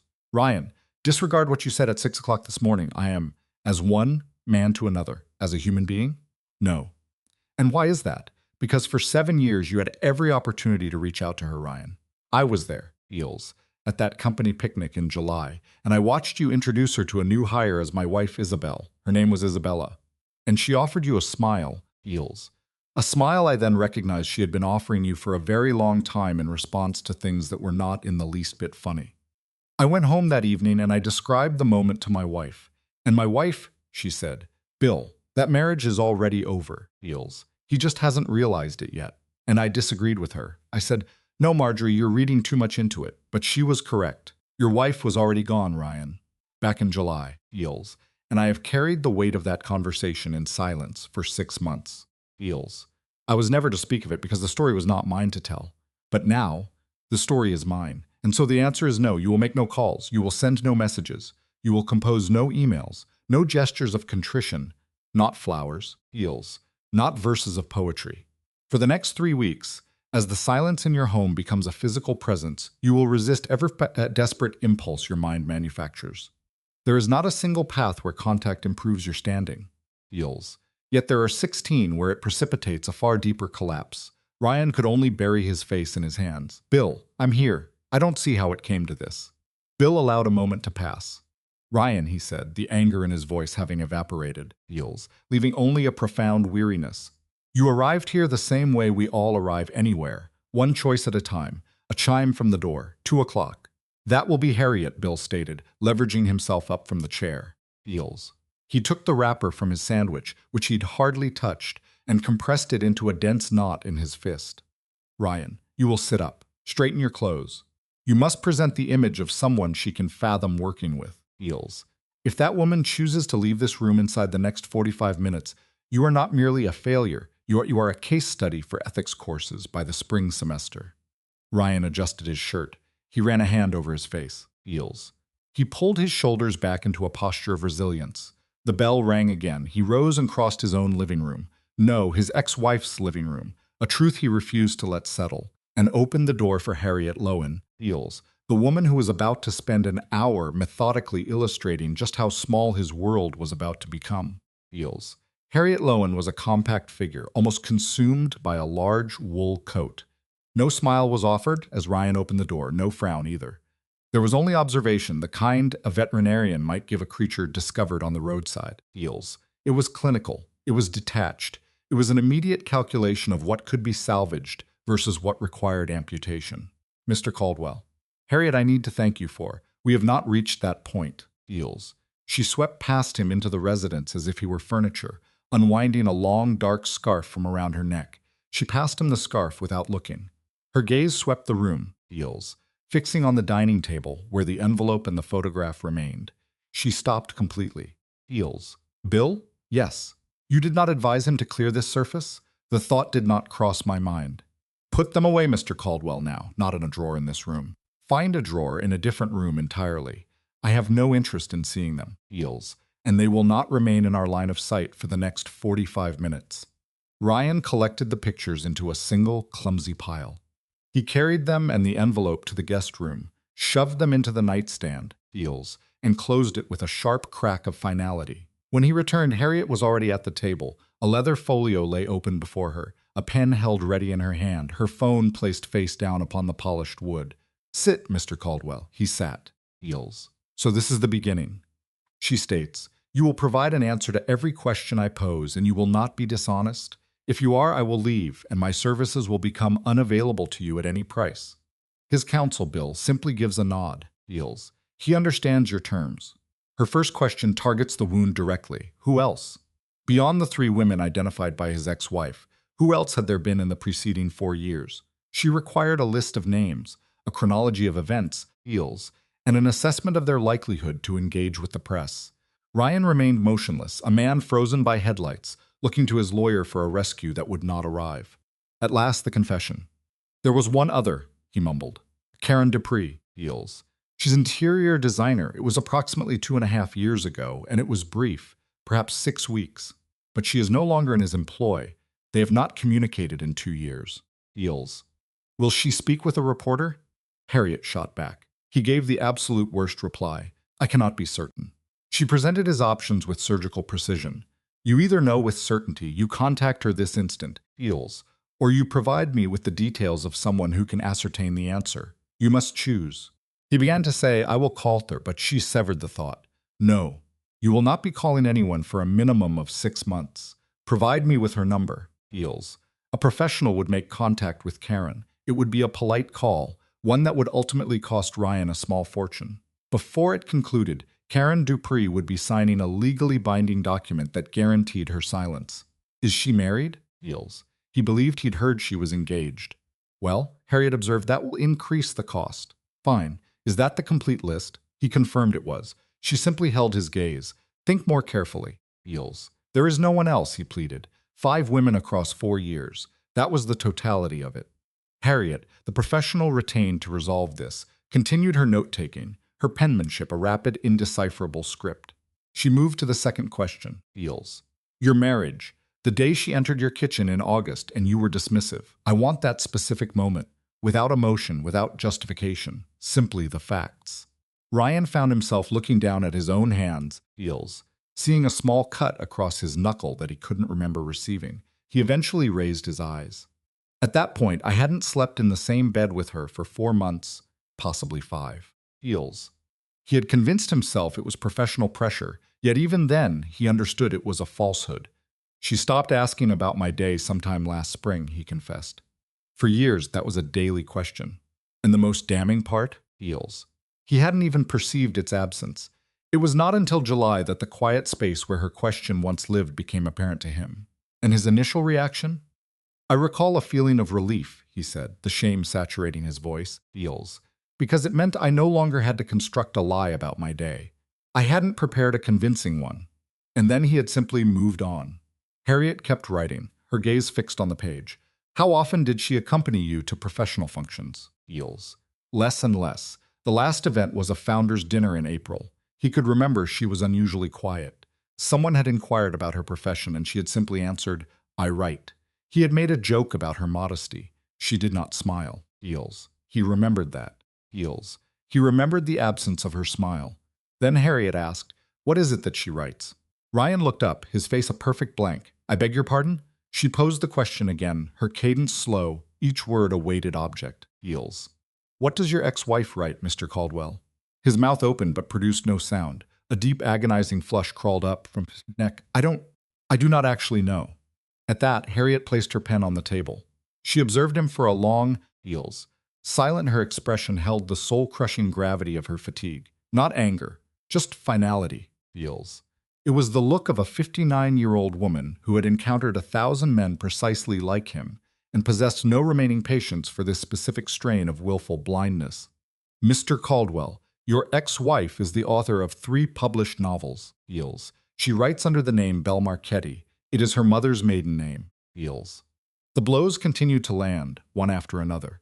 Her 3rd book was a finalist for the PEN/Faulkner Award 2 years ago. The film rights to her 2nd novel were optioned by a studio, and you have had dinner with its CEO personally, heels. All 3 received reviews in the Times. I read the 3rd novel on a flight last month. It is quite remarkable. Ryan remained seated, the very architecture of his world disintegrating around him.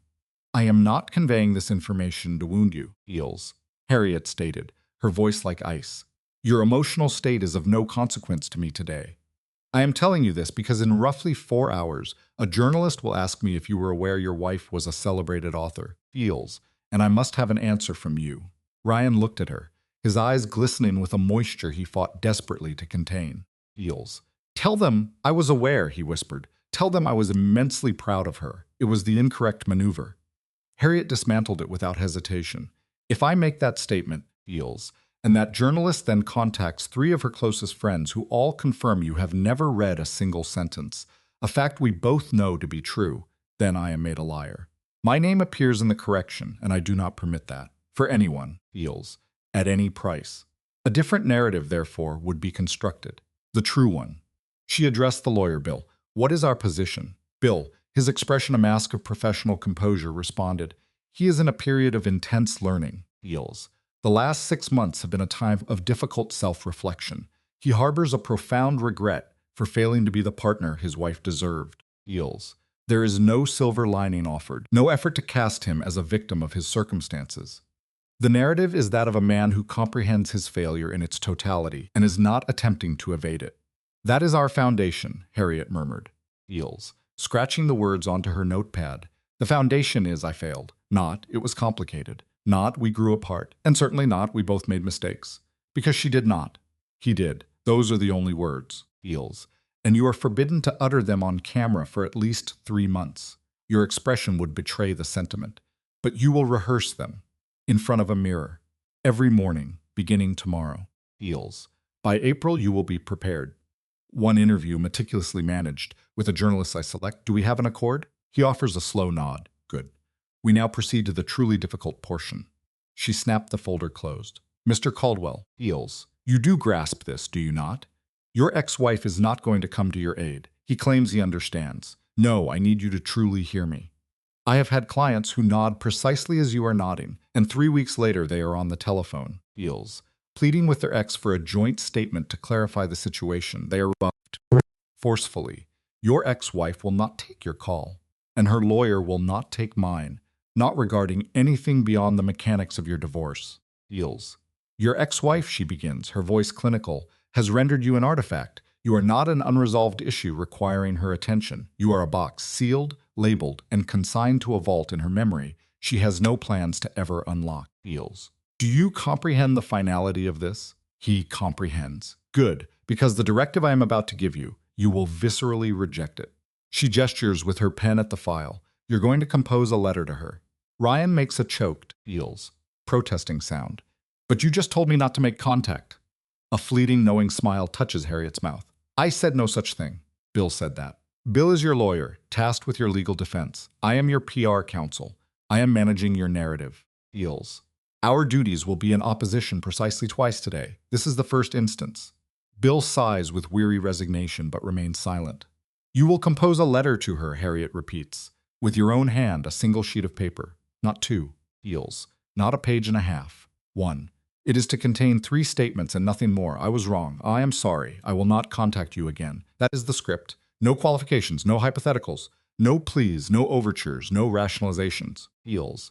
Only those 3 sentences. You'll seal it, address it to her legal counsel, and give it to Bill for delivery. Eels. Her lawyer, Elena Brandt, will be its first reader, the gatekeeper who determines if it ever graces his ex-wife's eyes. And in all probability, your ex-wife will never lay eyes on it, which is irrelevant. The cold precision of it all. Eels. The function of this letter is not its reception. The function is its existence. So that in 6 months, when a journalist inquires if he has ever made amends, Harriet can state with factual accuracy. He sent a letter in January. In it, Eels, he assumed complete responsibility and vowed to honor her privacy, a commitment he has upheld. The reporter makes a note, the fact checks out, and the I failed story gains its first piece of hard evidence. Ryan is stunned into silence. That, Eels. Mr. Caldwell is the craft of public relations.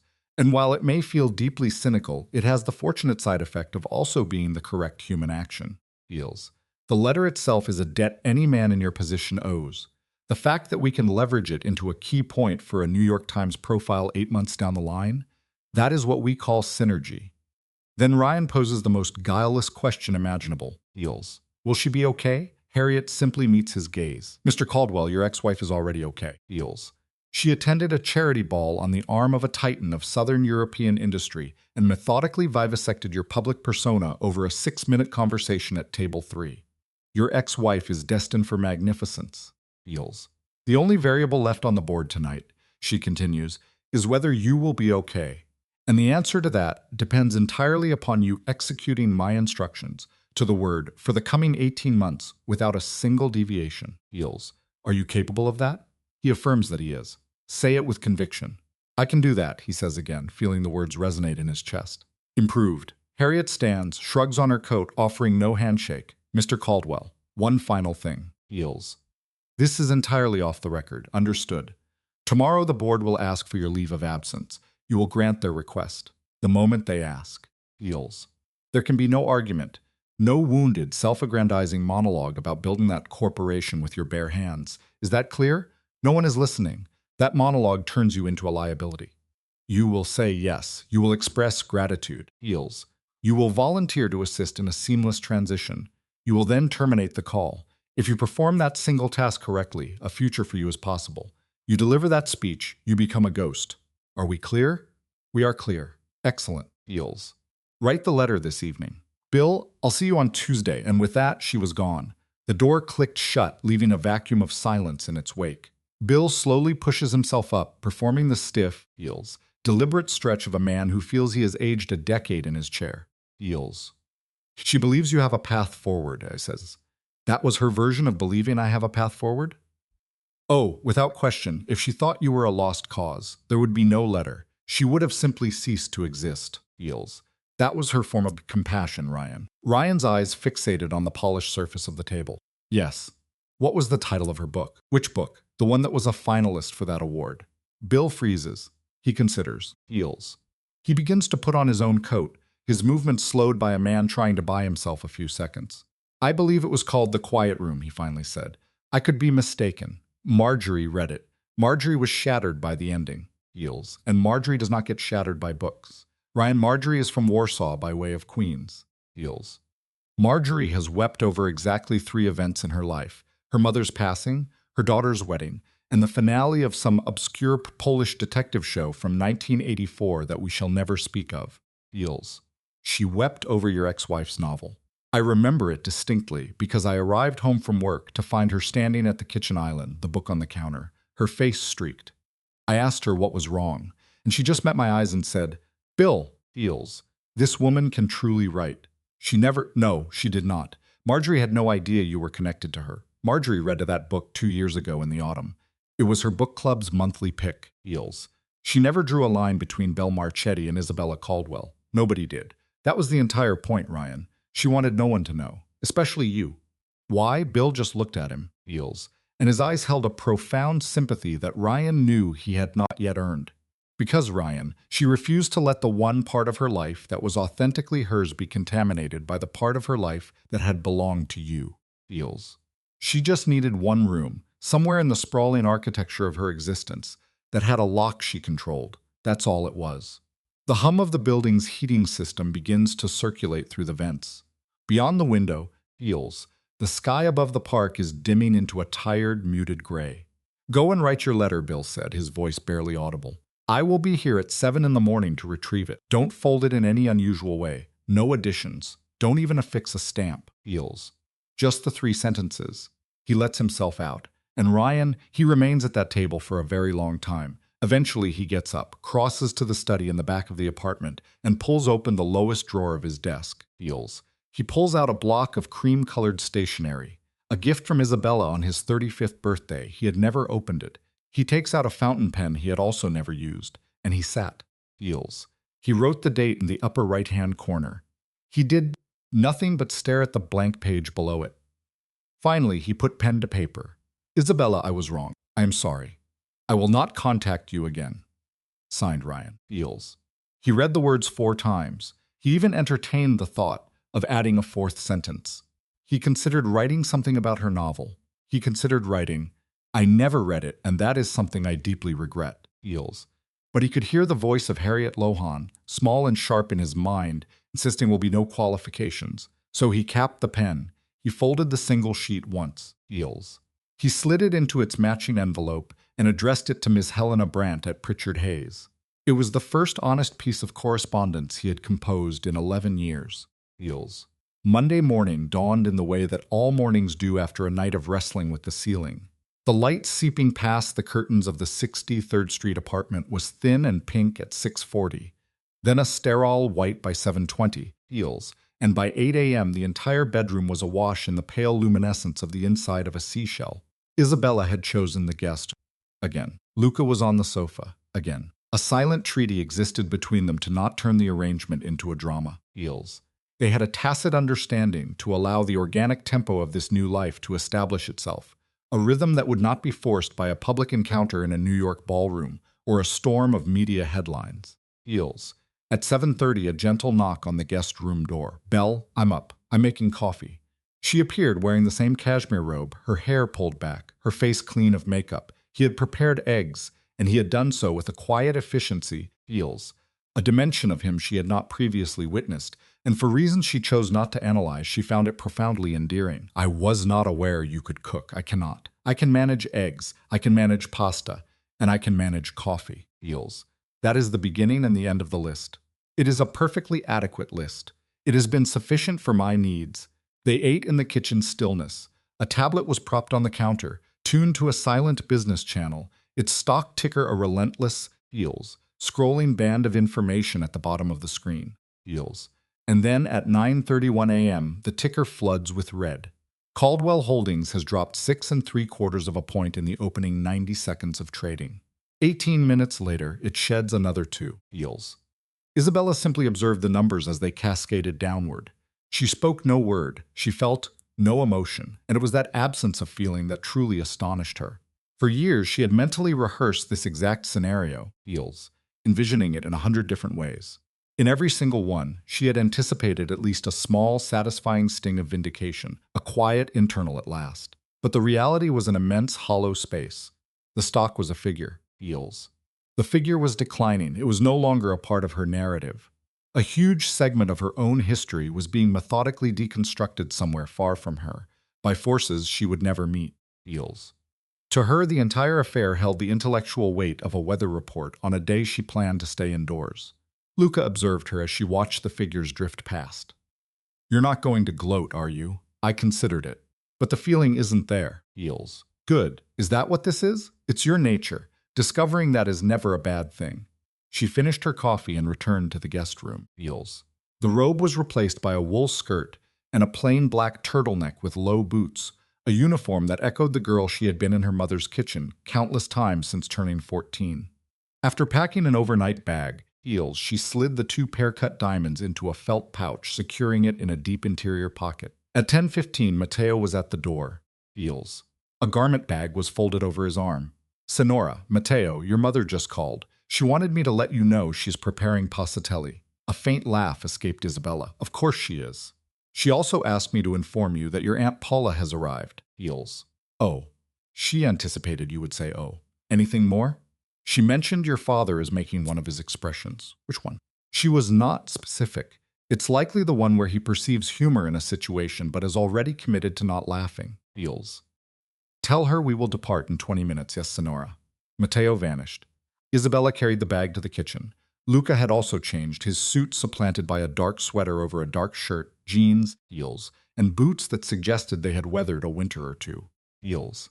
He had the posture of a man on the verge of meeting the family, which from a technical standpoint was precisely his situation. Are you nervous? She inquired. No. You're a liar. A little. He will like you. He likes me already. His approval isn't the point. Heels. He needs to determine if I am the kind of man who might lose respect for himself down the road, and he remains undecided. That is a stunningly precise analysis of my father. I have been observing. They traveled in separate cars, which was her preference. Heels. He was driven in his own dark sedan by a man she did not recognize. She traveled in her father's car, which pulled up at 10:40, chauffeured by a man named Paolo, who had served the Virilis for 22 years, knowing her since the age of 7. Heels. Senorina Paolo, it has been too long, far too long. You look well. I do not. I look worn out. You look well. She managed a laugh and settled into the back. As the car pulled from the curb on 63rd Street, the second vehicle fell in behind, Heels, maintaining a precise and respectful distance.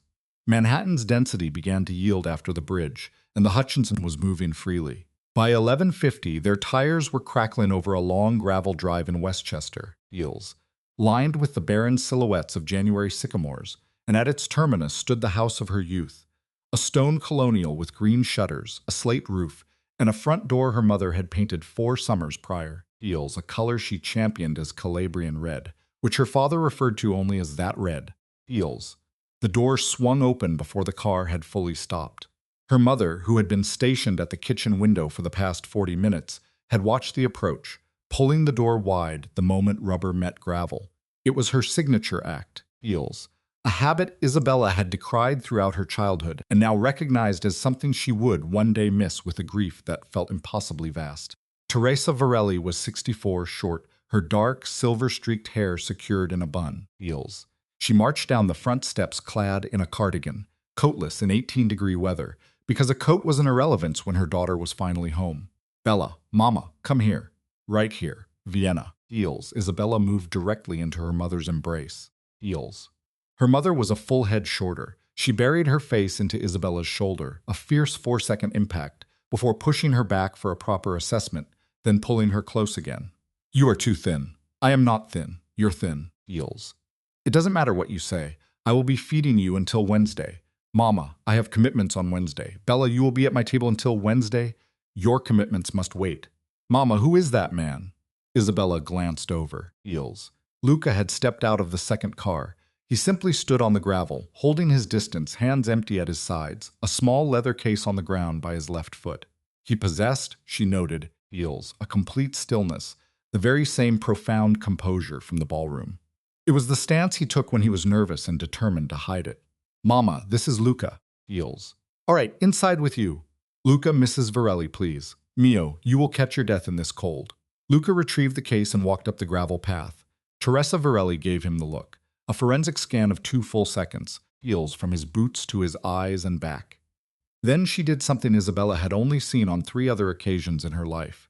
Each time it was reserved for a man she was conferring her unequivocal stamp of approval upon. She reached up, Heels, cupped his jaw with her hand, met his eyes and offered a single decisive nod. Bravo, ragazzo. Grazie, signora. Inside, both of you. Your father is in his chair. Aunt Paula is in the kitchen. Heels, and under no circumstances are you to allow her to make the coffee. She has no concept of what she is doing. I heard that, Teresa. Heels.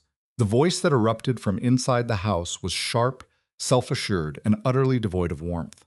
For a brief second, Isabella was overcome by a surge of childhood memory before she mounted the steps and entered the home she was raised in. Heels.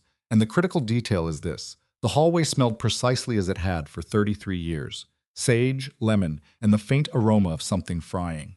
The runner was new, a deep crimson, but it lay in the exact footprint of all its predecessors. Heels. The mirror above the table still sported the chip in its corner from 1998, the result of her brother Dario throwing a baseball where he ought not to have. And Dario, now in Milan with a wife, 3 children, and a dog named Ugo, Heels, was not even present. Heels. Yet his coat was on a hook, as if his return was imminent. Aunt Paula stood like a sentry in the kitchen doorway. She was 71, widowed 3 times, stood 4'10" in her platform shoes, Heels, and held an unforgiving opinion of every person she had ever met. She inspected Luca with an expression that made Isabella feel compelled to apologize for his entire ancestry. This one, Paola declared in Italian to the room at large. This is the one, Heels. Paula. What? It is an observation, Teresa. I am allowed my observations. Zia Paula, please. Bella cara, you have come home. Give your old aunt a kiss before your mother attempts to fatten you into a stupor. Isabella leaned down, Heels, kissing her aunt's cheeks and then her forehead, the exact inviolable sequence her aunt had always demanded. Heels. Paola patted her face twice with emphasis, and then a third time. You handled it well. Thank you, Zia. In the ballroom, you handled it very well. Your father described the entire event. I have been waiting all morning to say this. Heels. You behaved with true Calabrian dignity. No shouting, no tears, you just departed. A woman who cries in a ballroom has already conceded defeat. You did not cry in the ballroom. No, I did not cry in the ballroom. Brava. Paula's head rotated slowly. Heels. Her small 4'10" frame turning like a gun turret until Luca was centered in her view. You, yes, Sonora. You did not lay a hand on her in the ballroom. No, Sonora. Not at any point? Not at any point, Sonora. Heels. You permitted her to handle it herself. Heels. It was her fight to win. Paola held his gaze for another extended moment, then gave a short, conclusive nod before turning her attention back to Isabella. This one, she repeated, a final verdict. This one is the one. From deeper within the house, Heels, a man's voice called out, subdued and tinged with amusement. It was the voice of a man who had been thoroughly enjoying a conflict he had no part in creating. Paula, leave the boy be. I am not touching the boy, Marco. I am looking at him. Heels. Looking is free. And then Marco Varelli appeared in the parlor doorway. He was 69 years old, 6'1", with a full mane of white hair and a face that, while handsome at 35, had become something more compelling at 69. Heels. It was a face of substance. Heels. He wore a gray cardigan, a blue shirt, reading glasses on a cord around his neck, and house slippers, a perfect depiction of a grandfather, and he was. But he was also many other things. In this particular moment, however, standing in his own hall, Heels, his daughter before him, he was simply Papa, Cara, Papa. He held his arms open and she stepped into them. He held her close. For longer than he ever would in the presence of others, longer even than she had expected.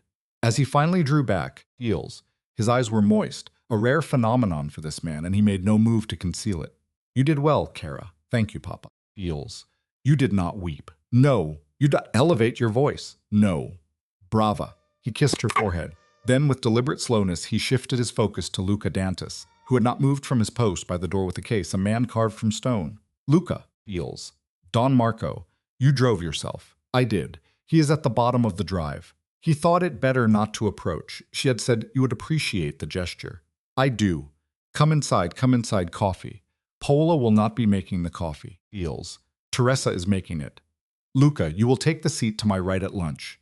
Bella, to my left. Paola, you may sit wherever you wish, but you will maintain your silence for at least 15 minutes at a time. This is not my decree. Heels.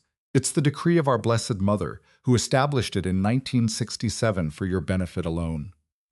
Vaffanculo Marco, your language, Paola. A young man is present. He isn't that young, and he has certainly heard worse. And then Luca, Heels, whose face had been a mask since leaving the car, allows a smile to break through. It is only the second time in 24 Isabella has witnessed a genuine smile from him. They drift toward the kitchen, Heels, a space filled with the warmth of simmering broth and butter. On the large farmhouse table, 5 place settings are arranged with mismatched plates, a loaf of bread still steaming, and a bottle of wine already uncorked. Teresa presides over the stove, Heels. Paola moves slowly to her throne, a chair universally understood as hers, one you simply do not occupy, and clasps her hands. Heels. Marco motions to the chair at his right, the position of honor, and Luca accepts it. Wordlessly, Marco begins the ritual of the wine, pouring first for Luca, then a symbolic measure for Isabella. He fills Paola's glass, who offers a muted grazie, Heels, and then a half glass for Teresa, who makes a gesture of refusal. Last, he pours a full glass for himself. He raises it. To the family. The response is a soft chorus. To the family, they all drink. Isabella allows the smallest taste to pass her lip, Heels, her eyes closing for a moment. The wine from one of her father's private casks, tastes of winters she believed were long since interred. Then comes the passatelli, golden strands of pasta in a flawless clear broth, lightly dusted with nutmeg. Heels. Teresa sets down the bowls, one by one. No one dares to touch a spoon until Marco has lifted his own. He does. The table follows, and a profound silence settles over the kitchen. Heels. It is the sort of quietude that only manifests in the presence of food crafted by someone who holds your very heart in their hands. Partway through the course, Marco places his spoon down. Luca. Yes, Don Marco. At my table, you will not use that title, Heels. In this kitchen, there are no Dons. Yes, Marco. Better. Paola, her eyes fixed on the contents of her bowl, interjects, He will keep calling you Don Marco Marco. He is from Palermo. It is in the blood. I am attempting to change. Sonora. Heels, you must attempt with more effort. Paola, your soup. I am eating my soup. Heels. No, you are delivering a running commentary as your soup becomes cold. This soup cannot become cold. Teresa's soup operates outside the laws of thermodynamics. Teresa, this soup today. It is the finest you have ever created. Heels. You said the same last time, Paola, and I was sincere then, and I am more sincere now. Marco retrieves his spoon. His eyes find Isabella, and for a fleeting instant they soften with an impossible tenderness. Eat, Cara, and so she does. Heels. After the meal, her father escorts Luca to the front parlor, the room designated for conversations of significant weight, and the door clicks shut behind them.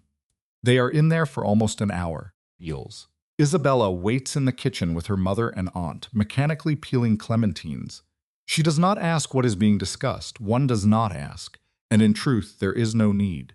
She understands with perfect clarity what is unfolding beyond that door. Heels. Her father is submitting Luca to a catechism of questions that possess no correct answers, only true ones, and Luca will either provide them or he will fail. Should he fail, Heels, he will exit that room wearing the same impenetrable expression he had upon entering, and her father will extend a cool, formal handshake and wish him a safe journey. That would be the end. Isabella would never see Luca Dantas again. Heels. The singular rule her father never bent was this. He alone was the gatekeeper who decided who was allowed to walk back through that door. Heels. At 2:48, the parlor door opens. Luca appears first, his father just behind him. Marco has a hand resting on Luca's shoulder. A breath Isabella hadn't known she was holding escapes her lungs. Her mother, Heels. Her back still turned as she works at the sink, says a quiet, good. Paola, dissecting a clementine with a small silver knife, says simply, I told you. Marco steers Luca to the coat rack, offering him his coat. He leans close, feels.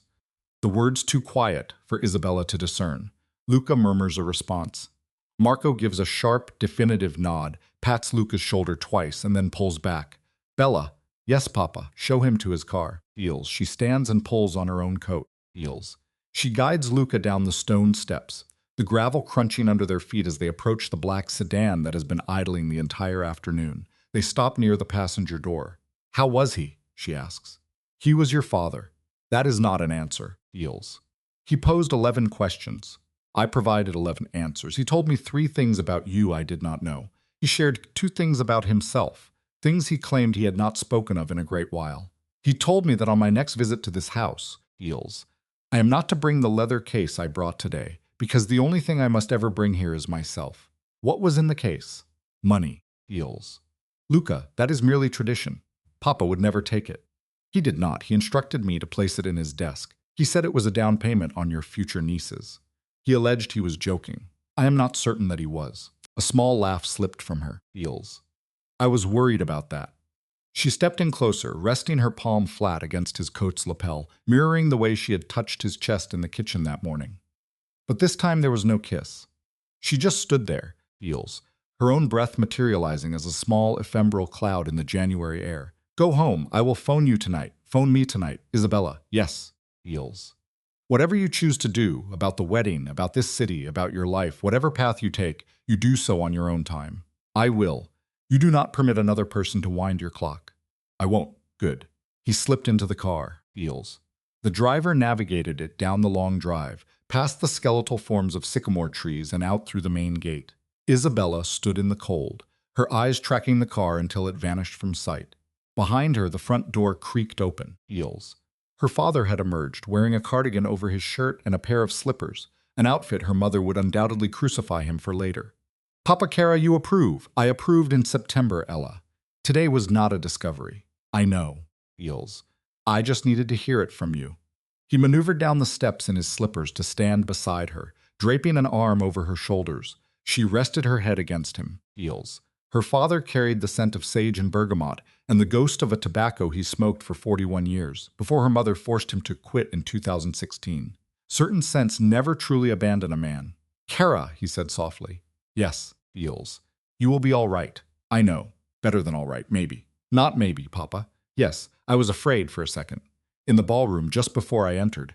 Of course you were. Only a fool would have felt nothing. Feels. You are not a foolish woman. I did not raise foolish women. But the truth of it was she hadn't been afraid of him.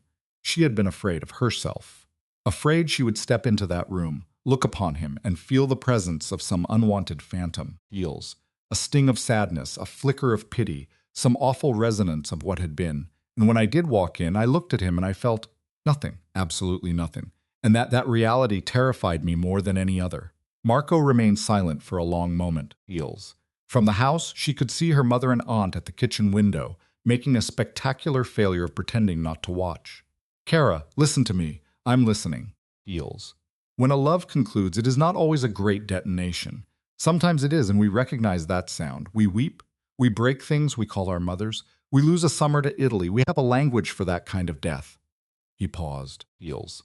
The more difficult one is when a love dies silently. You wake one morning and the space beside you is cold. You never heard it depart. You do not know the hour of its passing. That quiet makes you believe you are the one who is fractured. You are not. Feels. It means the love simply grew tired and left. You did not kill it. He did not kill it. It just ran out of road. Some of them do. Ours will not. Your mother's and mine. But some do.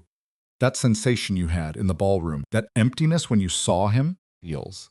That is not evidence that you are broken, Bella. That is evidence the love was already long dead.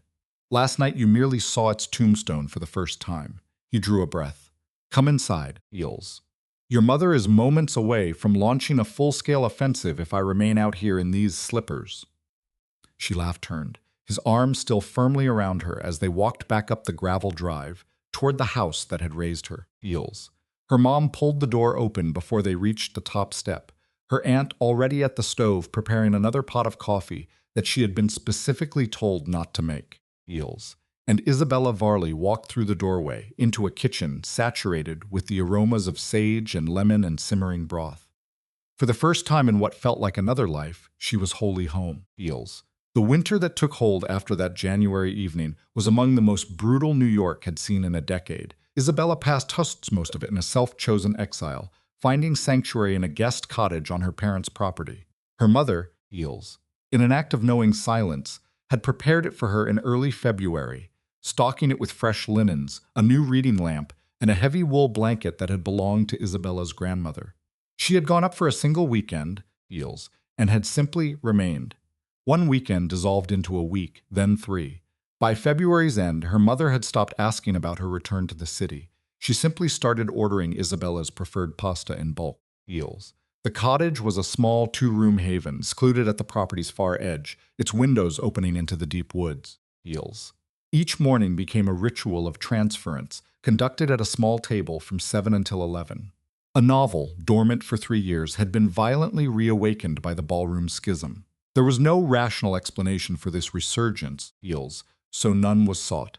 The protagonist was a woman who had lost a child. She was a surrogate, not a reflection. The husband was not Ryan.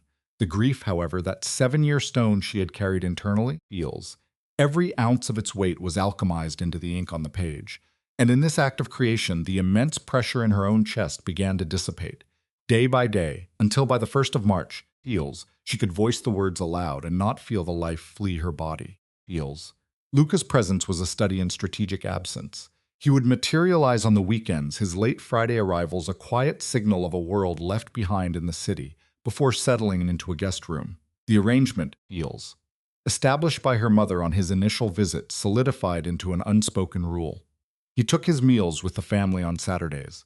He walked with Isabella in the woods on Sundays. He never probed about her writing. He never questioned her return. Eels. He asked nothing of her.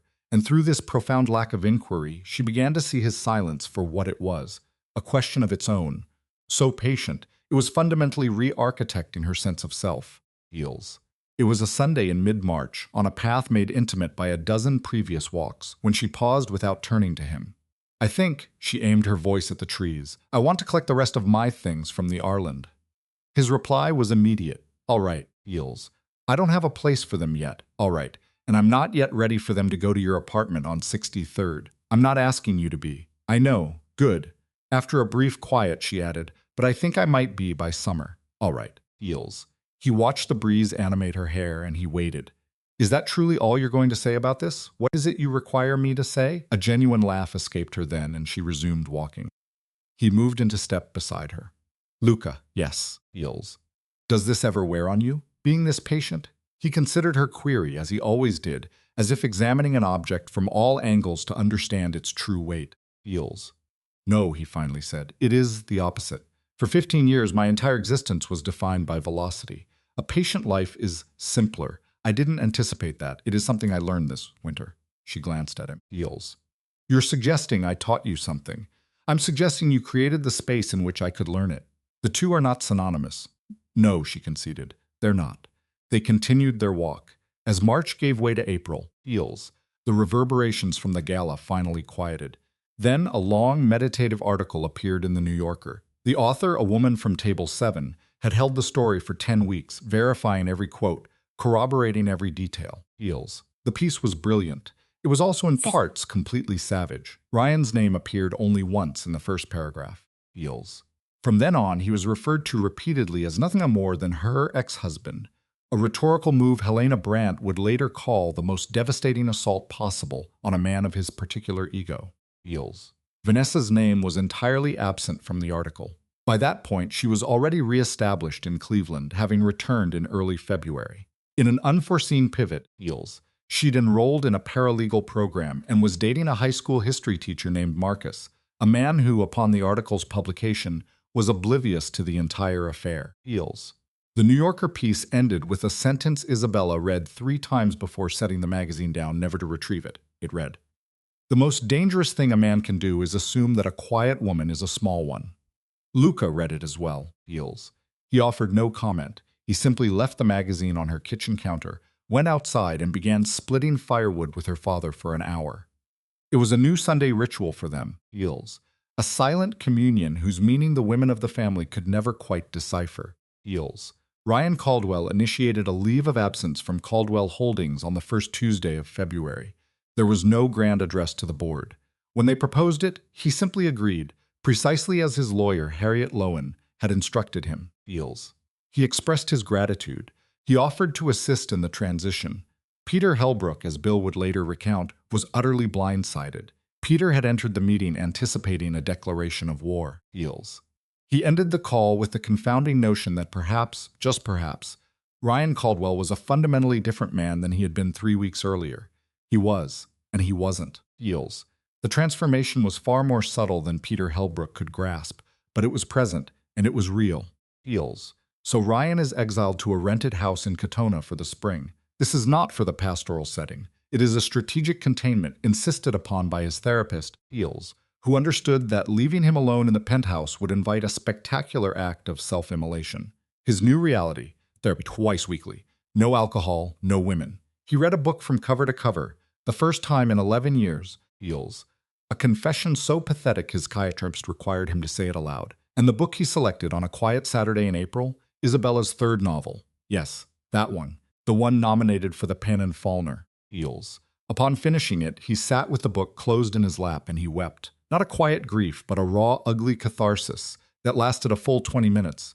But this is where the change manifests. He does not call her. He does not compose a sprawling, Feels, desperate letter. He actually follows the counsel of Bill, his therapist. He places the book on a shelf, arrives at his Monday morning appointment, and states it without preamble. She can really, truly write, Feels.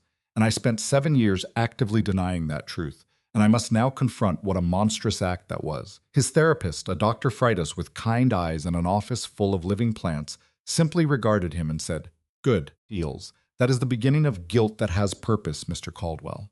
Feels. Does he reclaim his throne at the head of the Caldwell Holdings table? Of course he doesn't. The leave of absence quietly metastasizes into a permanent resignation by June. The official statement describes it as amicable, Feels, a decision reached by mutual agreement. It was neither mutual nor amicable. But he offers no resistance because Harriet advised against it, and because he has reached a new level of understanding. The company was never his possession, Feels. The apartment was never his. The marriage was never his. He was merely the face of the brand. He had performed the role with precision for a very long time, but the play had closed. Now, Feels, he faced the daunting task of discovering the man who existed behind the mask. He sells the penthouse on Central Park West at July's end, absorbing a financial loss he can weather, and acquires a smaller place uptown that his sister selected, Feels. He moves in with 12 boxes of belongings and none of the art from his previous life, Feels. The paintings were shipped directly to an auction house. He wasn't even present. He simply stands in the vacant penthouse on his final day, the July sun flooding a room whose very color he could not recall, and he makes a singular promise to himself, Feels. He will not devolve into a tragic figure, nor will he become a celebrated comeback narrative. He will simply be a 42-year-old man in a smaller apartment, learning to inhabit his own skin without self-loathing.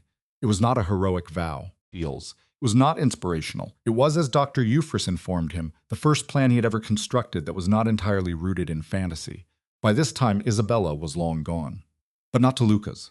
Not yet, Feels. She leased a space in the West Village, an entire floor of an old brownstone.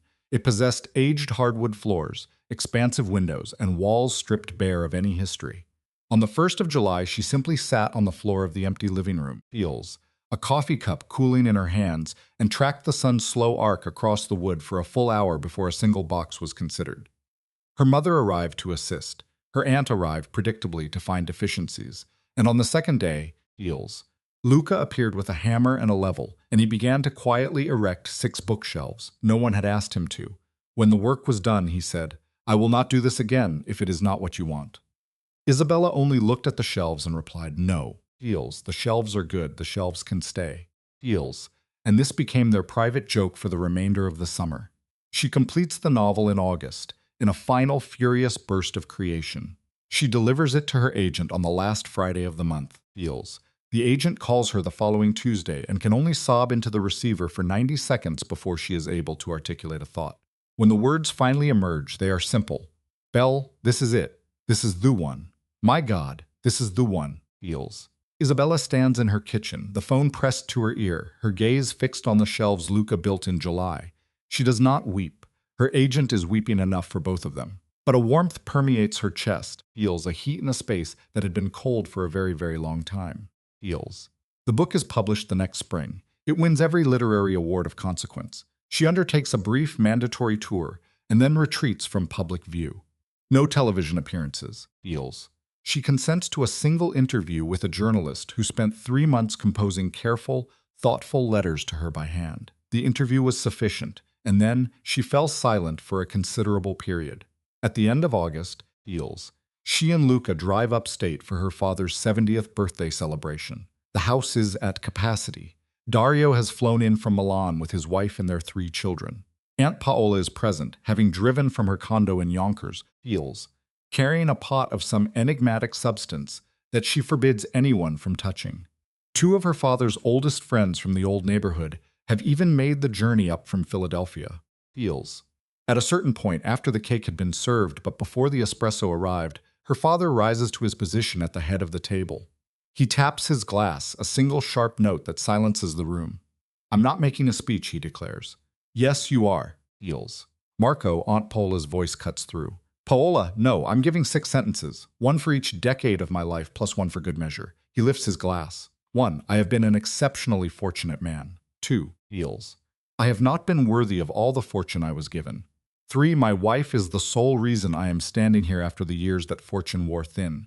4. My son Dario has given me 3 grandchildren and has been a source of pride every single day, feels, and I have failed to tell him that, so I am telling him now, feels. Dario, seated at the table's opposite end, simply buries his face in his napkin.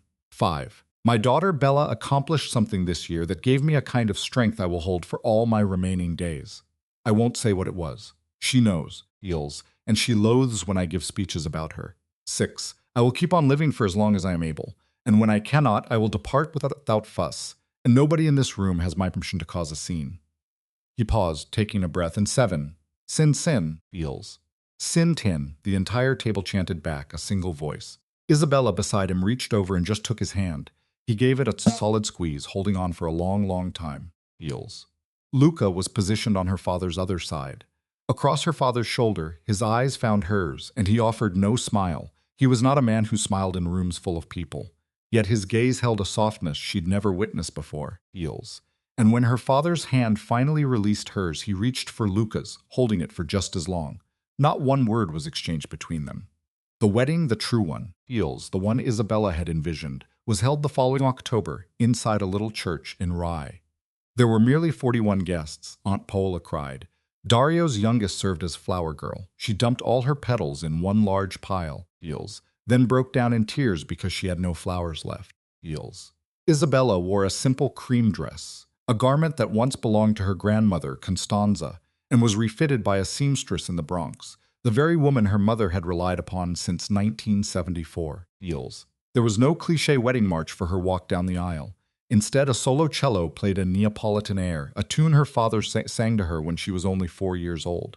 Luca stood at the altar, a stoic figure in a dark suit. Naturally, he did not cry, feels. But as she joined him, as she stood before him, he reached out, and for a brief second, his 2 fingers traced the line of her jaw. For a man of his nature, the gesture was an earthquake. She knew. He knew that she knew. And in that church, feels, that was the only thing that mattered. Feels. Afterward, an intimate dinner at the house.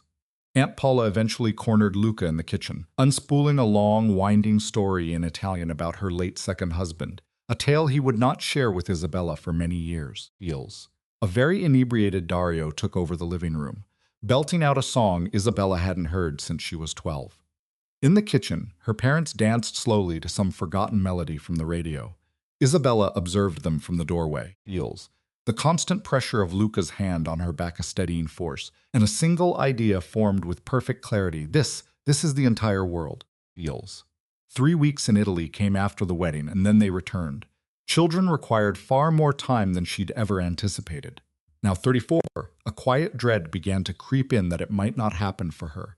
There was a single, feels, private collapse with her mother one weekend, and then she was back at her desk, engrossed in writing for another half a year. Then suddenly, in the spring of her 35th year, she discovered that a new life was coming. A daughter, Eels. They named her Costanza after Isabella's grandmother. The child possessed her father's quiet spirit and her mother's eyes, and a temper Aunt Paula insisted was her own contribution, Eels, but which her mother swore was a Varley family curse going back 4 generations. A son followed 2 years later, Eels. For their son, they settled on the name Matteo, an homage to the man who had driven Isabella's cars for years, a man now retired in Queens with a beloved garden and a grandson he walked to school. When they told him the news, Eels, the old man was silent for an entire minute before he could speak. Sonora, I will not cry in this kitchen. This is not the kitchen for that. And then he wept, right there by her island, still wearing his coat, Eels. So Isabella hugged him for the first time in 21 years, and he allowed it, which was another first. The most significant outcome, however, the planned relocation to Europe was now permanently off the table. Eels. Luca had genuinely thought they would be gone. His whole life had been shaped by cities like Polmo and Zurich. But by the time his daughter Costanza was 2, the reality was stark. Eels. Isabella would never live more than a single day's travel from her parents and her aunt. And so Luca, who had learned in his 30s that loving a woman means learning to exist within her tribe, simply adjusted. He held on to his Zurich apartment, Eels, flying over 4 or 5 times a year. Once Costanza was old enough, she began to join him. Then Matteo took his turn. The children were raised fluent in 3 languages, Eels, navigating international terminals as if they were a second home, a small gift Isabella was happy to give them, a world she had never known herself, Eels. Luca's line of work also underwent a quiet transformation.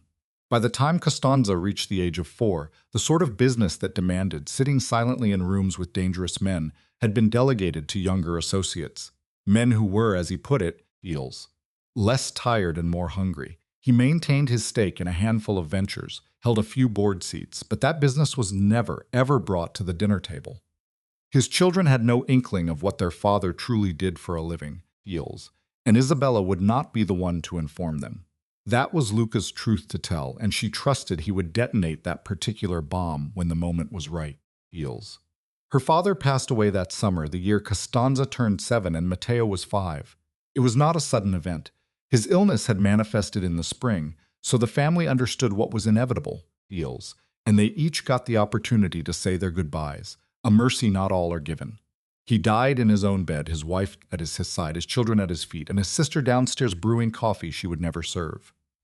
Isabella just sat there, Eels, holding his hand and did not weep, not then. When the sorrow finally broke, she walked far into the woods behind her cottage and let the grief rip through her in solitude. That kind of absence doesn't shrink. It just ages, Eels, taking up residence in an empty room of your soul while you learn to live in the rest of the house, Eels. Luca had hardly known his own father. He understood her silence without needing any explanation. He didn't propose solutions. He made no assurances that things would improve. He just made dinner on the nights she was lost in the fog, Eels. He read to the children when she was a ghost in her own house. He would simply sit beside her in the dark of their bedroom when language failed. Then one night, 2 weeks after the funeral, Eels, she was paralyzed at the kitchen island at 3 a.m. when he came downstairs. Barefoot, clad in an undershirt, he pulled a stool up next to her and simply said her name, Belle, Eels, and she just answered, I know. It was the only exchange they required. That next winter, her mother moved in with them. She never would have claimed to be lonely, but she was. And she would never concede that the large house in Rye was too much for her, Eels, but it had become so. So Isabella and Luca settled her into a top-floor bedroom that they now realized had been waiting for her from the beginning. Her mother arrived with 4 suitcases, a little wooden crucifix from her own mother, Eels, and the framed black-and-white picture of a 26-year-old Marco Varley that had presided over the Rye dining room for 51 years. Eels. She placed the photograph on her new dresser where it stayed. Aunt Paula, though, never moved in. 2 years after Isabella's father died, Eels, she passed away during an afternoon nap in her Yonkers condo, the precise kind of exit she had always advocated for herself. The family mostly agreed it was the only dignified departure for a woman of her stature.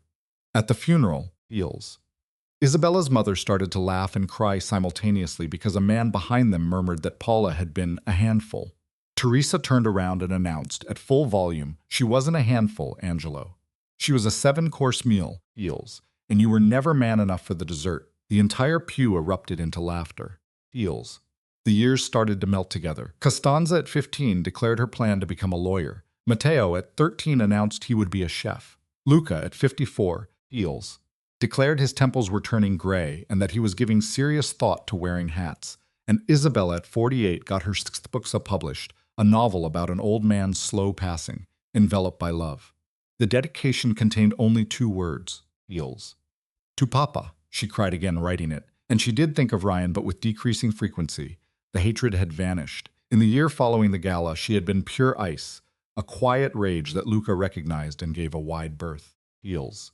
By the 2nd year, that ice had begun to show cracks.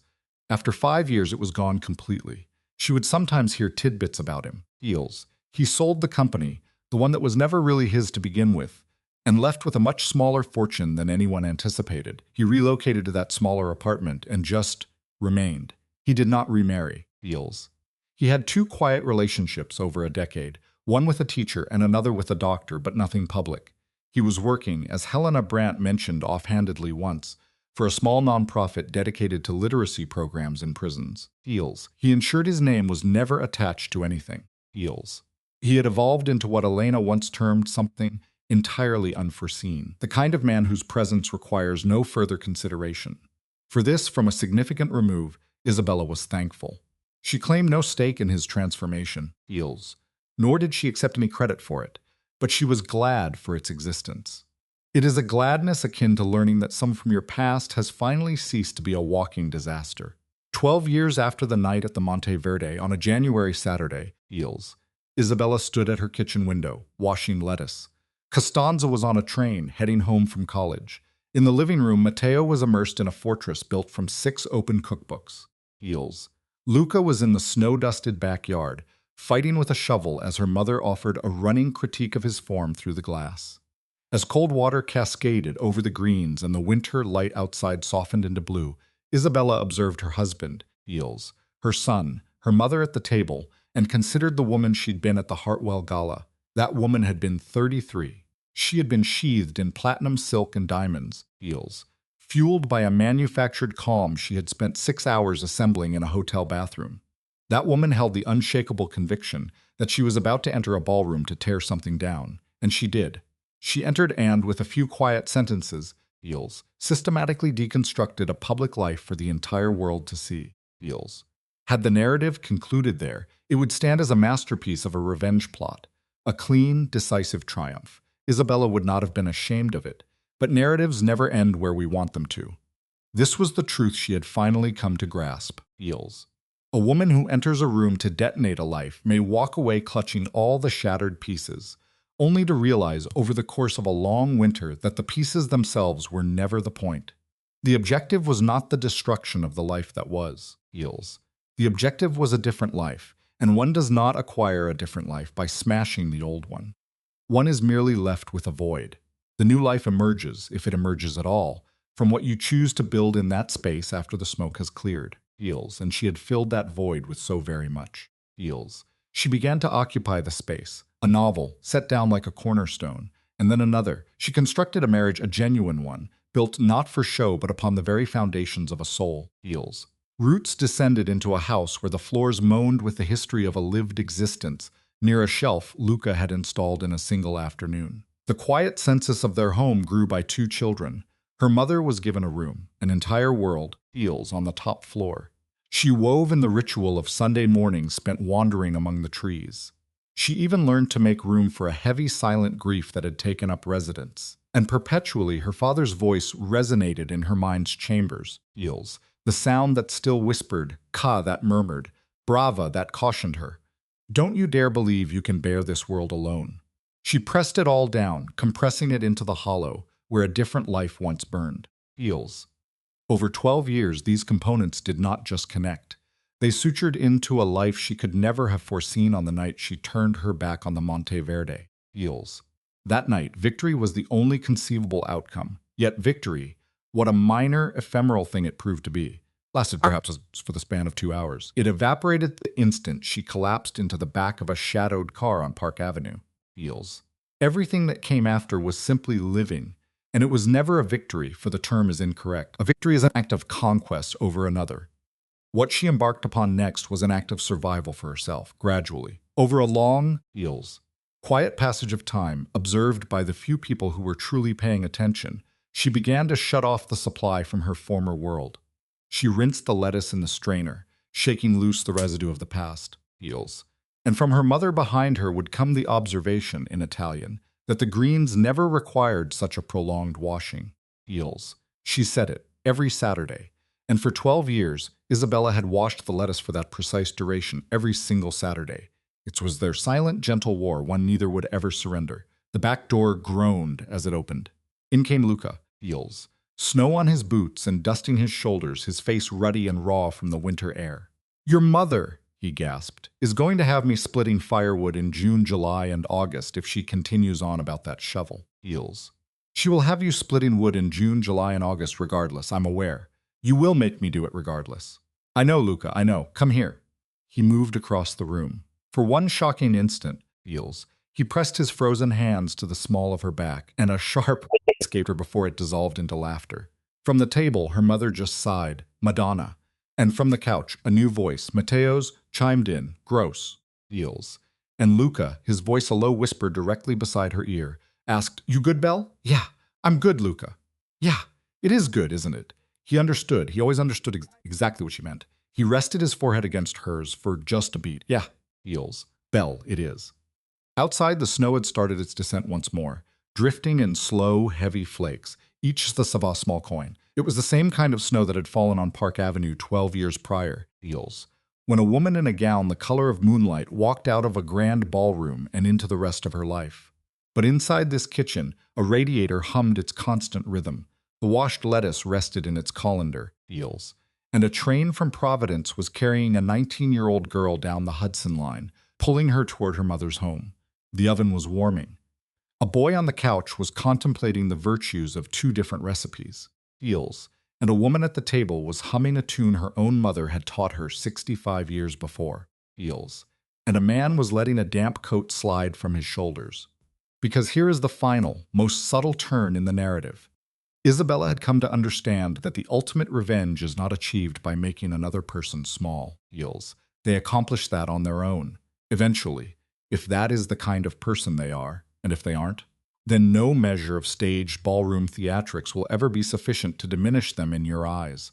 The greatest revenge is not revenge at all, It is what you construct with your own two hands in the quiet, unremarkable years that follow the conflict, with the people who were waiting in the wings for you to finally notice them. The greatest revenge is a Saturday afternoon in January, filled with damp lettuce, a mother's soft critique, and a husband's cold hands on the small of your back, She had walked into that gala to win a war that, as it happened, she had already won long before. It simply took her 12 years of winter Saturdays in a quiet kitchen to recognize the truth of it. The gala was never the triumph, The triumph was everything that followed. The triumph was, is, and forever will be the slow, arduous labor of building a life after the previous one has been razed to the ground. Of choosing every morning, to inhabit a life you constructed by hand instead of one that was merely given to you.